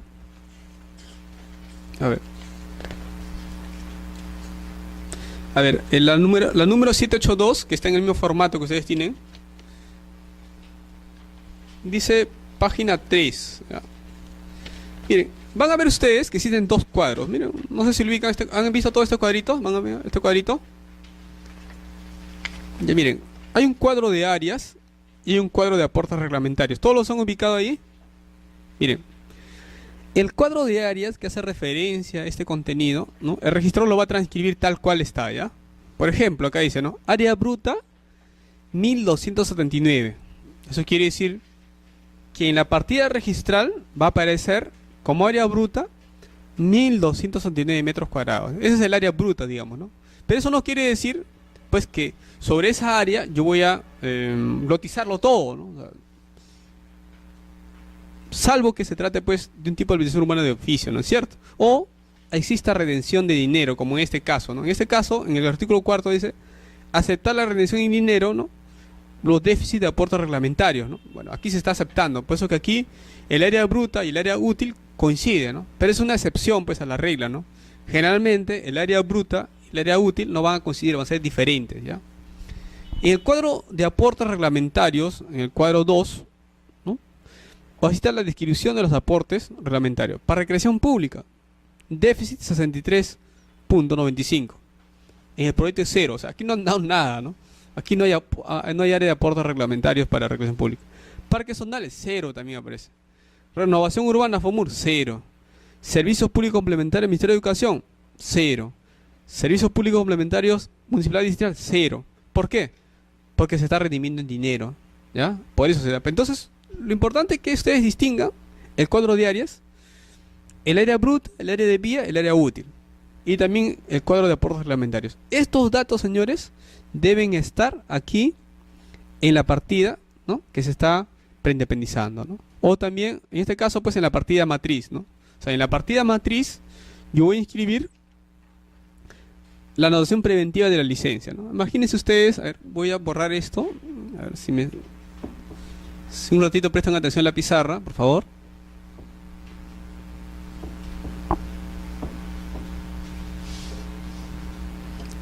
A ver, según esto de acá, el área bruta es 1279. Entonces, tengo acá una partida, ¿no?, que tiene 1279 metros cuadrados, ¿no? Ya. Entonces, si yo hago preindependizaciones, ¿no?, imaginemos que saco partida 1, partida 2, partida 3, partida 4. ¿Dónde debería inscribir la anotación preventiva de habilitación urbana? ¿Aquí en la matriz o en la partida de preindependizadas? ¿Dónde lo debo inscribir? Aquí en la matriz, ¿no es cierto? Aquí voy a inscribir, ¿ya? Aquí se va a hacer la anotación preventiva, ¿ya? En las partidas preindependizadas, ¿qué es lo que va a constar? El área de cada lote, nada más, ¿ya? Entonces, la recepción de obras y la anotación preventiva, o sea, el proyecto lo voy a anotar en la partida preindependizada, ¿ya? No, digamos, partida matriz, disculpen, en la partida matriz, ¿ya? Y en la partida preindependizada solamente van a ir, ¿no?, los áreas de los lotes, ¿no?, y si tiene cargas y gravámenes. Ahora, ese es un dato muy importante, miren. Si en la partida matriz, ¿qué cosa tengo que ver yo? Cuando califico un título de habilitación urbana, ¿qué es lo que veo? Primero, la titularidad, ¿ya? Veo quién está haciendo el dominio, ¿ya? Quién es el titular registral. Ustedes van a ver que en el formulario, ¿no?, el formulario de licencia que está ahí, ¿no?, ¿quién aparece como propietario? A ver quién me dice. ¿Quién es propietario, señores? El punto 2, Maquino Mayo Leonardo, ¿no es cierto? Él es el propietario con su esposa, ¿no? Entonces yo tengo que ver que este dato de acá coincida con la partida registral. Entonces, que Maquino tal aparece como propietario, es lo que tengo que verificar en la partida matriz. Pero además, ¿qué voy a verificar? Voy a verificar la existencia de títulos pendientes, ¿no? No vaya a ser que exista un título pendiente acá, ¿no?, una habilitación urbana de oficio, por ejemplo, ¿no? Sería incompatible con mi título, ya no pudiera inscribirlo, ya tendría que suspender el título y observarlo, ¿no es cierto? Eso también lo voy a tener que verificar, los títulos pendientes. Pero además voy a tener que verificar las cargas y gravámenes, ¿ya? Cargas y gravámenes. Eso es importante, porque cuando yo voy a hacer las preindependizaciones o independizaciones definitivas, voy a trasladar estas cargas y gravámenes a cada una de ellas, ¿ya? Entonces, ya estamos ya ahorita como si estuviéramos calificando un título, ¿no? Estamos viendo qué cosa es lo que debo contener, ¿no? Entonces, imaginemos que ya estamos haciendo la inscripción, ¿no? La inscripción ya todo ha pasado, ya mi asistente ya me lo pasó, ¿no? Está ok. Entonces estoy haciendo la anotación preventiva, ¿no? En la anotación preventiva voy a señalar, pues, el cuadro de áreas, ¿no? El área total de predio habilitado, el área útil, la cantidad de lotes, ¿no?, el área de aportes, las áreas de compensación, si las hubiese, así como el área total de las vías públicas y otros datos. Ahora, cuando hablamos, señores, de áreas de compensación, ¿ya?, estas áreas de compensación, en principio, no son aportes, ¿ya?, no son aportes reglamentarios. Son áreas, vamos a llegar a ese punto, no voy a tener mucho, pero por ahora al menos voy a darles una idea, que las áreas de compensación no son aportes reglamentarios, ¿ya? Pero tampoco pueden ser transferidos a nombre de terceros, porque las áreas de compensación, ¿ya?, son destinadas para que más adelante generen lotes nuevos con una inscripción de compensación diaria. Pero eso lo vamos a ver más adelante, no nos sabemos problemas. Vamos a detenernos nada más en la anotación preventiva, ¿ya? Tengo una anotación preventiva, estoy poniendo mi cuadro de áreas, mis áreas útiles, mis áreas de vías públicas y otros datos. Y además tiene que estar, señores, este dato de acá, ¿ya? Tiene que estar la autorización de venta garantizada, salvo pues que no se haya dado esa autorización, ¿no?, en ese caso, ¿no? Ahora, abajo se tiene que poner, esto es claro, esto va a servir bastante, ¿no?, para los usuarios. Dice: el asiento de anotación preventiva caducará de pleno derecho al vencimiento del plazo de vigencia de la licencia de habilitación, computado conforme al artículo 11 de la ley 29.090. Ese dato es muy importante, que tienen que tener en cuenta, ¿ya? Bien, entonces hablemos un poco de preindependización. ¿Alguna pregunta hasta acá? ¿Les ha quedado claro?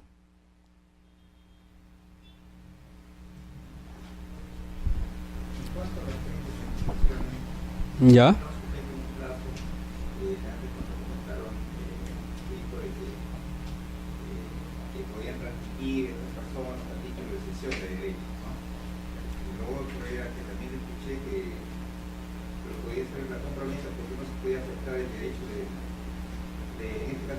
Que adquirir el bien, ¿no? ¿Qué pasa en todo caso si, volviendo a retomar esta pregunta a ver si lo podemos dar, qué pasa si no se completa la habilitación urbana? Adulto, cae todo, ¿cómo queda en acción si derechos? Bueno, ¿cómo es el sentido? Sí. Miren, en principio, lo que usted está señalando no ha sido regulado por el reglamento de predios. Esa problemática, que yo lo veo que es muy interesante, que es muy importante, no ha tenido una regulación expresa. Lo único que dice el reglamento, en caso de preindependizaciones, es que caduca la anotación preventiva de la partida preindependizada. Se entiende también que caducaría, pues, la compraventa garantizada, ¿no? Se entiende que caducaría, ¿no? Pero sin embargo, el acto en sí, el acto jurídico de compraventa, ya se produjo ya. Entonces, cuando se inscribe la realización de obras, yo entiendo que se podría solicitar la inscripción de ese derecho, ¿no? En mérito de ese título archivado, ¿no? Ahora, pero se ha dado, la ley 21090, ¿no? Protege a este tercer adquiriente, ¿no? ¿Cómo lo está protegiendo? En primer lugar, está diciendo, ¿no?, que no se va a permitir la modificación del proyecto en el caso de una habilitación urbana residencial que cuente con compra-venta garantizada, ¿no? O sea, es una protección, ¿no? Es una forma de protección. Ahora, lo ideal sería, ¿no?, proteger un poco más, ¿no? Como tú señalas, ¿no?, de repente permitir una compra-venta haciendo ese derecho, ¿no? Pero el registrador no lo pudiera trasladar de esa forma, ¿no? O sea, desgraciadamente de repente se pudiera, no sé, prever, ¿no?, regular, ¿no?, en el sentido que cuando cierro las partidas, de repente trasladar esa compra-venta garantizadas a la partida matriz, de repente. Pero esa posibilidad no está regulada, ¿no? Entonces el registro no podría hacerlo ahorita en estos momentos. Entonces, mi consejo, ¿cuál es? Pues que ustedes compren lotes cuando tenga ya recepción de obras, ¿ya? Ese es mi consejo, cuando sean lotes definitivos. Hay que apostar siempre por lo seguro, ¿no? Porque sean indemnizaciones definitivas. Cuando sean solamente proyectos, no es tan bueno arriesgarse, ¿no? No es tan bueno arriesgarse, porque puede haber este problema, como tú bien señalas, ¿no? Pero en caso, digamos, ¿no?, Dios no lo quiera, pero de repente el promotor se hace de la vista, ¿no?, y ya no quiere ya seguir con la ejecución de las obras, ¿no?, porque ahí es donde se dan los problemas, como ha ocurrido ahora. Hay varias municipalidades pues que tienen ese problema, inclusive ese promotor ya no existe ya, porque ya ocurrió, pues a veces se extinguió, sencillamente era una empresa fantasma, no sé, por ejemplo. Entonces aquí lo que se ven perjudicados son aquellas personas que tienen pues este problema, ¿no? Entonces, lo que ellos en todo caso pudieran hacer es plantear, pues, ¿no?, de repente una mejor protección de sus derechos. O sea, muchas veces al quedarse aquí en esa etapa, ¿no?, desgraciadamente, como ya está aquí inscrita, anotada, no se pudiera hacer una habilitación urbana de oficio, ¿no? Ahora, si tú solicitas una prescripción acción de dominio, tendrías que hacerlo tomando en cuenta lo que dice la partida matriz, ¿no? Yo creo que ahí sería tu salida, ¿no? O sea, acreditas la posesión por más de 10 años, y además el notario no te negaría porque tienes una prueba, en este caso tu escritura pública que se te dio. Ahora, definitivamente, lo peor que puede pasar acá si que se modifica después esas áreas, ¿sabes? Lo ideal sería que, como ya se dio ya esa compra-venta garantizada, se respete la ley y no se modifique esos lotes. O sea, el lote que tú estás ocupando sea el mismo que a ti se te ha transferido con esas medidas. Y ir ante un notario y llevar tu escritura pública y decirle: mire, ¿sabes qué? Desgraciadamente pues aquí no se dio la recepción de obras y en este caso pues mi partida preindependencia ya caducó, entonces declárame tú pues la prescripción aquí de dominio, ¿no? Y el notario sí pudiera hacerlo, ¿no? Sí pudiera hacerlo. Entonces con eso se hace una independización, ¿no? Una independización de ese lote porque ya está inscrita la aprobación de habilitación urbana, ¿no? Sí, por favor.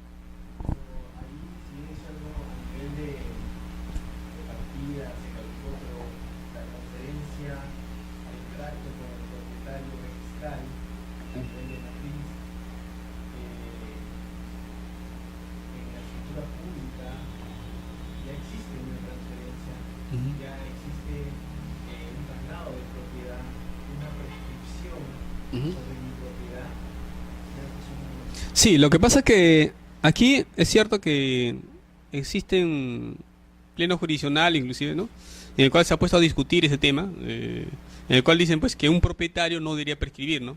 O sea, pero en la práctica, yo le digo lo que vivimos en el mundo real, ¿no?, en la realidad, lo que vemos prescripción de dominio de todos los días, al notario van con su contrato y le dicen: mira, ha ocurrido esto. Entonces, la prescripción de dominio tiene varias funciones, y una de las funciones que se está dando bastante es de saneamiento, ¿no? Entonces, en la práctica, en la realidad ocurre que el notario acepta una prescripción adquisitiva de dominio ejecutada por un propietario, pero que tiene un problema registral. Porque dense cuenta ustedes que en la partida matriz esa compra-venta no se va a inscribir. En la partida matriz él no va a aparecer. No estamos hablando aquí de una partida matriz en la cual existen 100 o 200 copropietarios. Si en la partida matriz apareciesen 100 o 200 copropietarios, él no pudiera prescribir porque él sería un copropietario. Aquí estamos hablando que una persona confió, en este caso, en una empresa promotora, ¿no? Y hizo una preindependización y esa partida ha caducado. Entonces, en este caso, por el principio de la partida vinculada, tu calificación va a estar señalada, en este caso, entre la partida matriz y la prescripción activa de dominio. Si la partida ya está cerrada, yo no tendría por qué basarme en esa partida cerrada y decir, oye, mira, aquí tú pareces propietario y por lo tanto tú no puedes hacer una prescripción activa de dominio. Yo no tendría base legal para hacer una aseveración registral. Yo entiendo que si el notario ya asumió esa función y declaró como propietario a esta persona, entonces yo tengo que inscribirlo nada más y no va a haber ningún inconveniente en ese sentido, ¿no? Tal como se viene realizando, ¿no? De repente a nivel de vía jurisdiccional, el juez dice, tú ya eres propietario, tú no puedes hacer la prescripción activa de dominio. Ahora, esa posición también está siendo rebatida. Doctrinariamente están admitiéndose ahora que un propietario puede hacer una prescripción activa para que pueda sanear. O sea, si lo puede hacer un tercero, ¿por qué no puede ser también un propietario? Se dice, ¿no? Entonces, esa posición radical de antes que decía que un propietario es imposible que haga una prescripción activa de dominio está siendo dejada de lado, ¿no? O sea, en la práctica siendo dejada de lado. Autores como González Barrón y otros más están diciendo ellos que ¿por qué no puede hacerse, no? ¿Por qué no? Con mayor razón todavía, ¿no?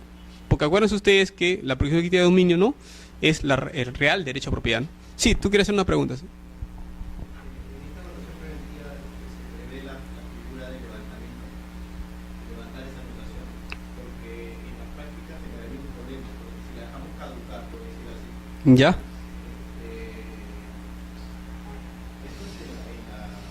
por decirlo así, antiguamente está levantado, pero normalmente esa Sí, puedes solicitarlo. Sí, puedes solicitarlo. pero eso también te da a entender que existe ya una compraventa garantizada dentro. ¿Y qué pasa, por ejemplo, si el propietario lo bendice a un tercero? Estamos hablando de una compraventa ya existente. Yo creo que mejor sería levantar la asistencia local. Claro, lo que pasa es que aquí, en materia de anotaciones preventivas, ocurre la caducidad de pleno derecho, ¿ya? Es como un bloqueo, ¿no? Un bloqueo tiene un plazo de 60 días. Yo creo que a nadie pues se le ocurre al día 61 decir, oye, esto todavía está vigente o no está vigente. Todos entienden pues que ya caducó el pleno derecho. Lo mismo ocurre con estas partidas preindependizadas. Pasó el plazo de 36 meses, no se prorrogó, ya está caducado el pleno derecho. No, sobre esa partida no puedes hacer nada ya. Ahora, si tú por mayor seguridad dices, yo quiero que se inscriba al cierre, pues se cierra, pues lo haces. Nomás tienes un asiento diciendo, oye, este asiento ya caducó por el plazo tal. No se puede hacer, no hay ningún inconveniente. Aunque te digo que sería algo innecesario ya, porque la misma norma le está dando un plazo de vigencia. Es una caducidad automática. Pero si quiere hacer, se hace. No hay ningún inconveniente en ese sentido, ¿no? Uh-huh. Y se da el caso que se vende un tercero, pero si ya está caducado parece un problema. Pero la otra parte reclama porque existe ya un contrato de compraventa Sí. existente, hay un derecho. Sí, claro. Es como, por ejemplo, una compañera ¿no?, que ella no entiende mucho el tema registral, ¿no? Me decía lo mismo, ¿no? Mira, Oscar, me decía, yo acá tengo un bloqueo,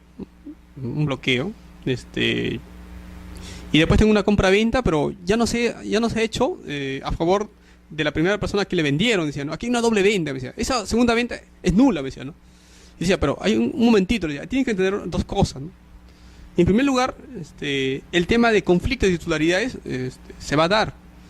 Nosotros los registradores no vamos a decir quién tiene el mejor derecho de propiedad. Eso no es nuestra función. Eso se resolverá pues en un proceso judicial de mejor derecho de propiedad. Para mí, registralmente, ese bloqueo ya caducó. Si es que esa persona en su momento no inscribió su derecho a propiedad, pues ¿qué vamos a hacer, no? Ya caducó, ya venció ya. Si viene una compra-venta a favor de un tercero X, yo lo voy a inscribir. Porque yo no voy a hacer ni un juicio de decir, no, porque ya se inscribió el bloqueo y que ya caducó, es a esta persona que tiene que venderlo. O sea, yo no tengo base legal para eso. Para eso existe lo que se llama la norma registral. Las normas registrales dicen, tienes una anotación preventiva, ya caducó, viene otra compra-venta, a favor de un tercero, se inscribe nada más. Si después el que se ha ido perjudicado, porque es un tema de doble venta, se ve afectado su derecho, pues que vaya al Poder Judicial, y el Poder Judicial me dirá a mí, señor registrador, inscribe a favor de eso y yo lo inscribiré. Porque mi función mío como registrador es inscribir los títulos que se presenten. No es acá darle un derecho a A o B o tercero. Yo no sé quién será el verdadero propietario. Yo no sé si de repente esa persona que está inscribiendo de repente no lo es. Pero eso no me importa a mí. Yo simplemente estoy inscribiendo conforme a un título que se ha presentado. Y en ese sentido estoy cumpliendo lo que dicen las normas registrales. y ya será el Poder Judicial que determinará quién tiene mejor derecho a propiedad, ¿no? Entonces, hay que entender las normas registrales en ese sentido, de un aspecto formal, ¿no? No verlo en un aspecto sustancial, porque si lo vemos en un aspecto sustancial, pues habría que discutir temas más profundos, ¿no? Entonces, creo que ahorita no es en ese sentido, ¿no? Y en este caso el registrador inscribe, por ejemplo, el primero que ha adquirido bajo esa premisa la venta garantizada. Así es. Transfiere otro, el registrador lo inscribe en eso que lo han cedido, o que ha cedido ese derecho. Claro, como una cesión de posesión contractual, claro. Claro, claro, siempre y cuando esté vigente todavía la partida preindependizada, ¿no? La puede hacer, no hay ningún inconveniente, ¿no? No habría ningún problema, ¿no?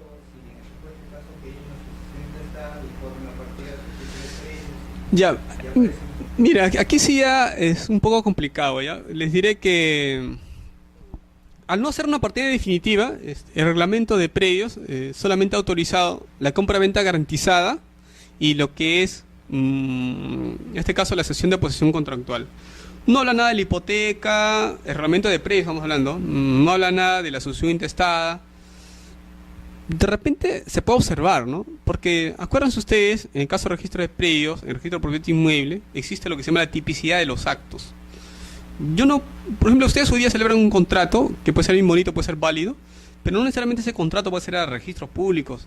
Para que pueda acceder a registros públicos tiene que tener relevancia registral, tiene que ser un acto inscribible. Si no es un acto inscribible, el registro te lo va a tachar, sustantivamente te lo va a tachar, porque no es un acto inscribible. Entonces, aquí lo que estamos hablando es qué actos se permiten anotar en una partida preindependizada.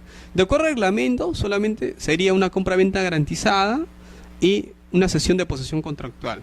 Si de repente más adelante se modifican las normas, podrán acceder otros actos, ¿no? Pero hay que ver este tema, la partida preindependizadas, como lo que es una anotación preventiva.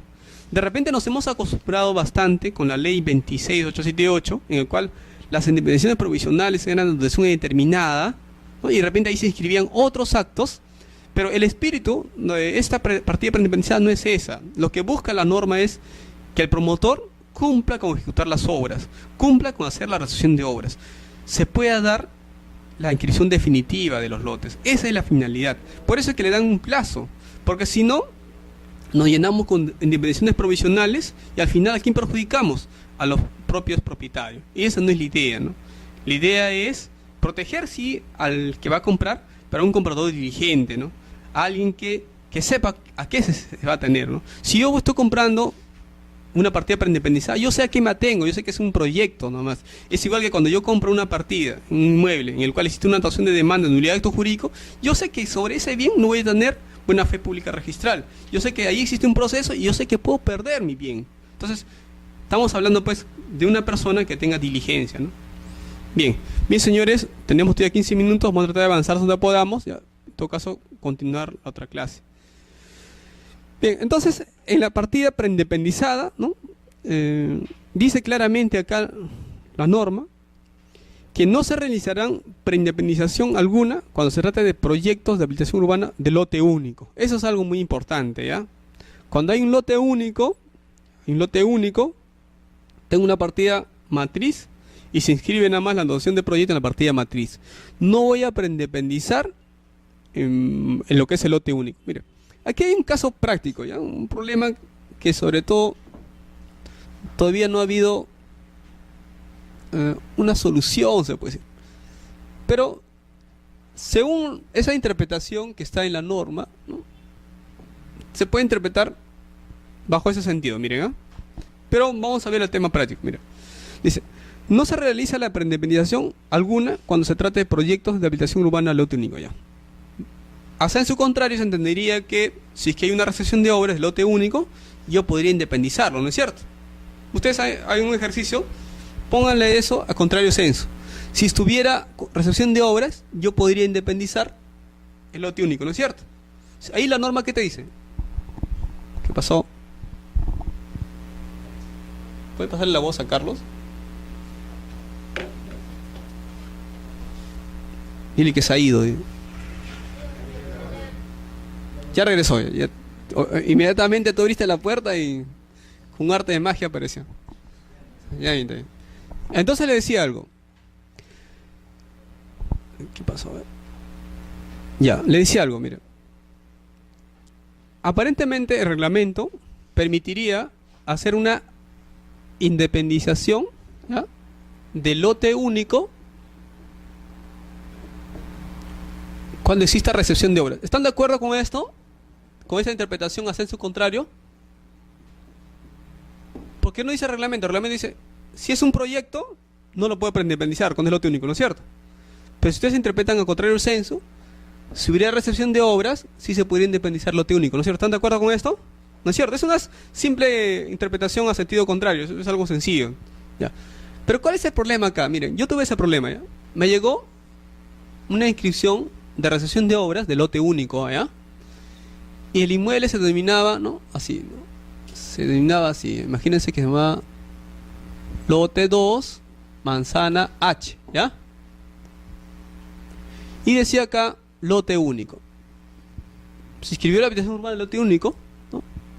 Y el área útil era de, digamos, 500 metros, ¿ya?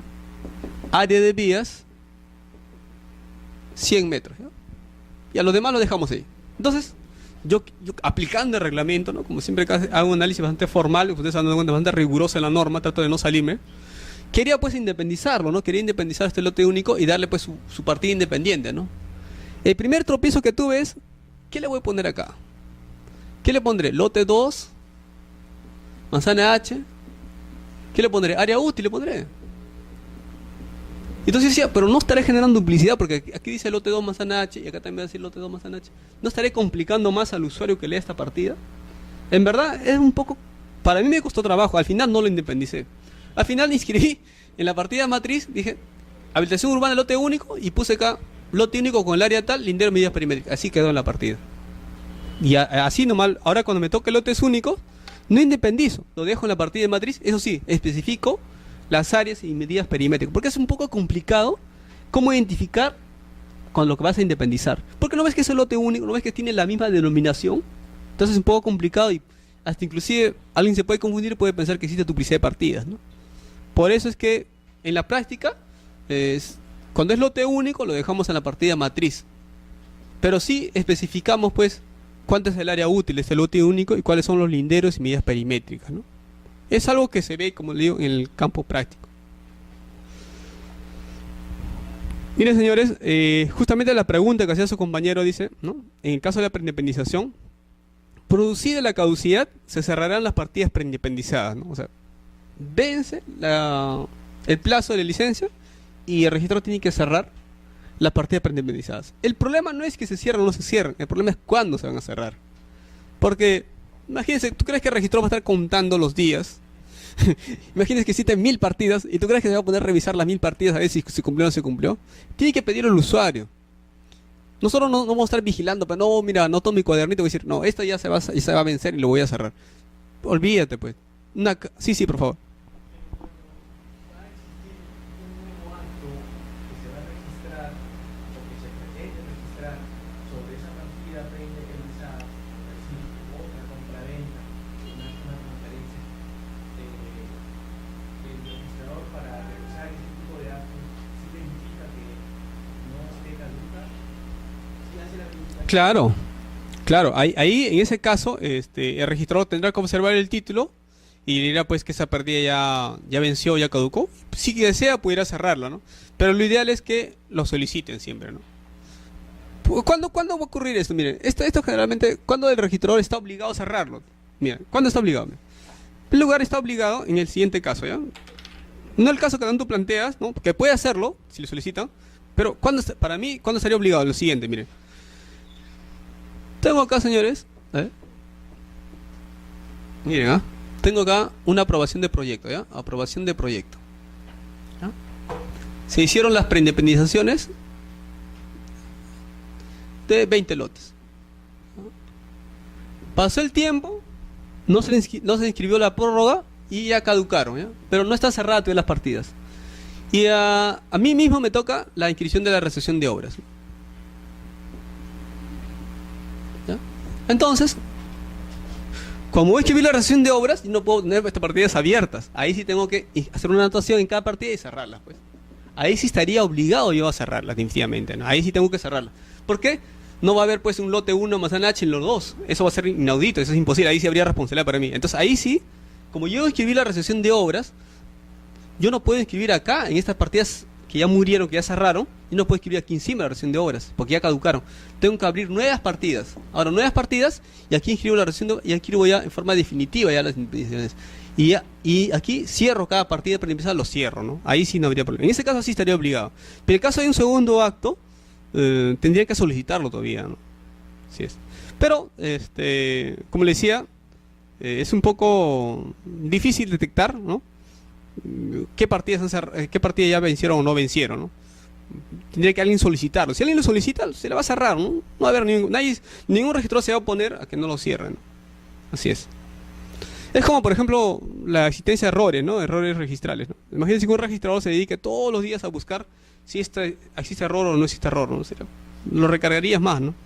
Por eso que es a pedido de parte se rectifica, ¿no? Así es. Bien, entonces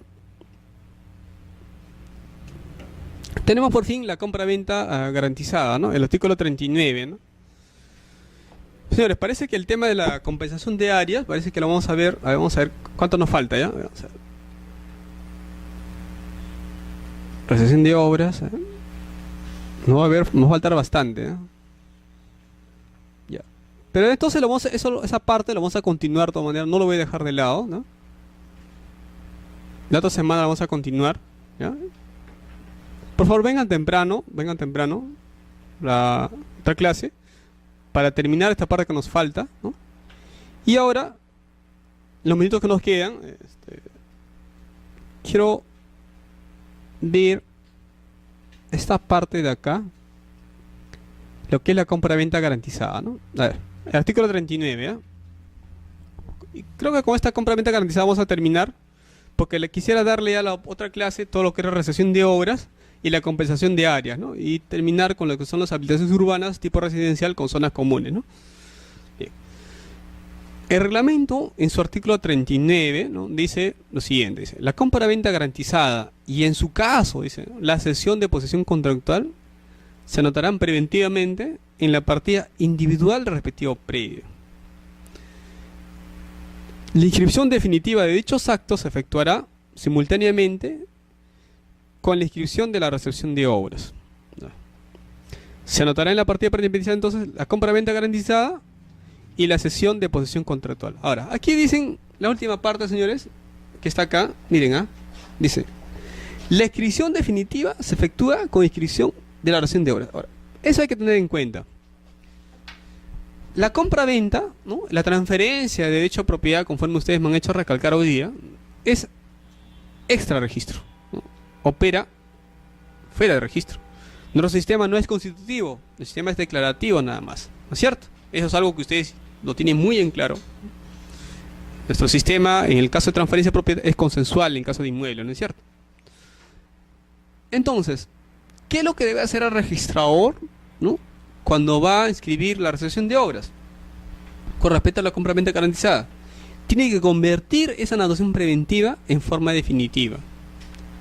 Y para eso, señores, no se debe presentar a una compra-venta más, una escritura pública más. El título archivado es suficiente para hacer la conversión en definitiva.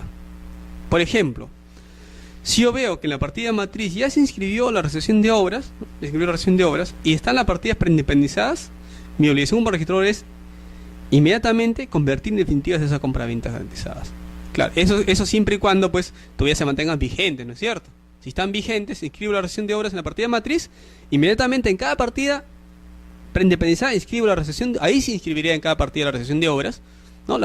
Y tendría que convertir en definitivo, en este caso, primero convierto en definitivo la partida preindependizada como causal de que ya se inscribió la recepción de obras. Y segundo, convierto en definitiva la compra-venta garantizada. O sea, simultáneamente tengo que hacerlo, ¿ah?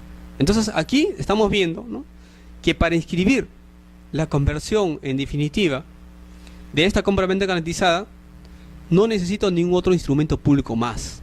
No necesito una escritura pública de ratificación, ya no necesito. El título archivado de la anotación preventiva es título suficiente, ¿ya? Entonces, ¿por qué voy a inscribir en definitiva la compra-venta garantizada? Porque ya se inscribió la recepción de obras. Pero claro, aquí es muy importante, señores, que no exista modificación, ¿no?, o variación en las áreas. Eso es algo muy importante. Porque más adelante, vamos a verlo también, supuestos que el reglamento sí lo ha previsto, cuando exista modificación de área, lo que son linderos también. O por ejemplo, puede haber casos más todavía cuando se hayan eliminado los lotes. Puede darse el caso. El reglamento lo prevé, que si se eliminan los lotes, ahí tiene que haber autorización de titular registral, ¿no? Ahora, el reglamento también dice, si es que se han reducido el área, ¿no?, se va a inscribir nada más la recepción de obras.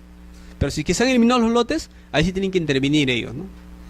Entonces, le decía que para la compra de venta garantizada debe quedar en claro entonces, ¿no?, debe quedar en claro que inscribo la oración de obras, inmediatamente convierto automáticamente esa anotación preventiva de compra-venta en definitiva. Eso es algo básico que debe quedar en claro. Bien, señores, pregunta, por favor, tenemos 5 minutos. 5 minutos para preguntas.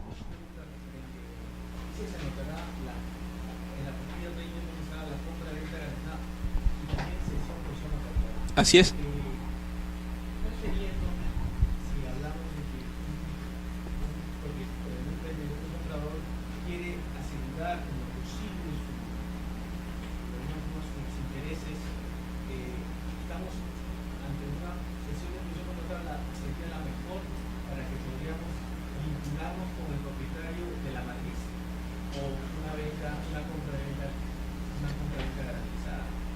Bien, miren, ahí hay que tener en cuenta algo. Hay que distinguir la cesión de posesión contractual y la compra-venta y en qué casos procede, ¿ya? Miren, yo me acuerdo que cuando estaba en sesiones normales me presentaban cesión de posesión contractual. ¿Para qué se utilizaba esta figura? Generalmente se utilizaba como una nueva transferencia de propiedad, ¿ya? Ahora, ¿cuándo procede una cesión de posesión contractual? Procede generalmente en aquellos contratos de ejecución diferida, ¿no? Por ejemplo, un arrendamiento, ¿ya? Un arrendamiento lo vamos a entender fácilmente. En una cesión de posesión contractual intervienen 3 sujetos. Acuérdense ustedes, ¿no? Está el cedente, ¿no?, cesionario y el cedido, ¿no es cierto? Es un acto jurídico trilateral, como dicen algunos, ¿no? Ya. Entonces, imaginemos que José, ya, tú eres el propietario, ¿cómo es su nombre, disculpa? Ya, imaginemos, ya acá está José, ya, pongamos acá Yulisa, no sé si estará bien, estará mal tu nombre, bueno, me disculpas en ese caso. A ver, ¿tu nombre cuál es? ¿Cómo? Gianmarco. Ya. Gianmarco, ya. Ya, Gianmarco, vamos a ver. Ya, imaginemos que José es propietario, le dan arrendamiento a Yulisa. José es arrendador, ¿no es cierto? Y ella viene a ser arrendataria, ¿no es cierto? Ellos tienen un plazo por 10 años, ¿ya? Yulisa se aburrió porque ya no quiere estar en ese sitio, por X razones, y quiere, pues, ceder su posesión contractual a Gianmarco. Puede hacerlo, ¿ya? Entonces, lo que hace es simplemente celebrar un contrato con él, pero bajo autorización de José. Aquí, señores, dense cuenta ustedes que es un solo contrato. Lo único que hace es, Gianmarco va a entrar en la posesión contractual, ¿eh?, y ella sale, ¿no? Ahí no hay inconveniente. En la compra-venta, esto no se va a dar. ¿Por qué? Porque si tú eres, en este caso, tú eres comprador y eres propietario ya, tú no puedes ceder tu posición de comprador porque ya tienes la adquisición de propiedad.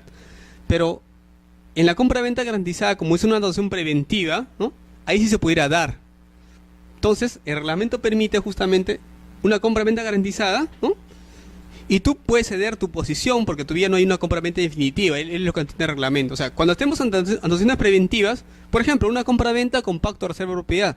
Entonces, como todavía no ha habido transferencia de propiedad, tú puedes ceder tu posición contractual en ese caso de comprador, ¿no? Puedes cederla. En este caso ocurre lo mismo, ¿no? Entonces, ustedes tienen que diferenciar, ¿no?, la cesión de derechos, que es un tema distinto, la cesión de posesión contractual y la subcontratación. Son conceptos diferentes, ¿ya? No se confundan. Y otra cosa es la cesión de hipoteca, es otra cosa. O sea, cuando hablamos de cesión de posesión contractual, ¿no?, estamos refiriendo a un acto trilateral, que es un mismo contrato, simplemente que cambian nada más las posiciones, nada más, ¿ya? En cambio, cuando hablamos de una cesión de derechos, estamos hablando de un tema obligacional, ¿no? Según el Código Civil. Cuando hablamos de una subcontratación, estamos hablando de otros contratos, pero que dependen de uno principal, ¿no? Un contrato accesorio en este caso y un contrato principal. Por ejemplo, el subarrendamiento, ¿no es cierto? Y cuando hablamos de cesión de hipoteca, lo único que hago, pues, estoy cediendo mi crédito, mi hipoteca en este caso, ¿no?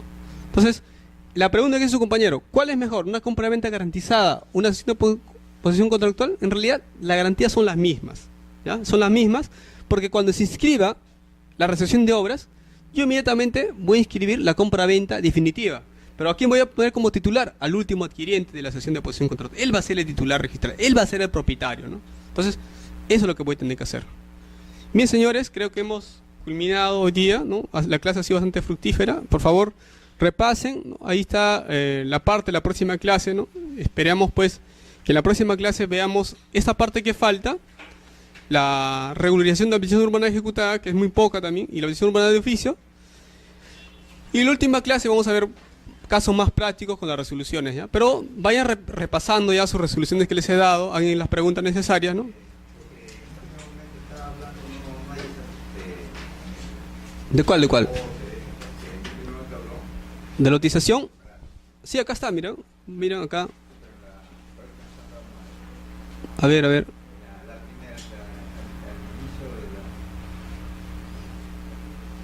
A ver, señores, ¿alguien ubica la lotización ahí en su separata? ¿Esto diseño de vías no está? ¿Diseño urbano no está? Sí está, diseño urbano. Diseño de vías. Lotización y aportes también está. Sí. No hay problema. Pues, señores, gracias, señores. Nos vemos, por favor. Descansen. Hasta luego.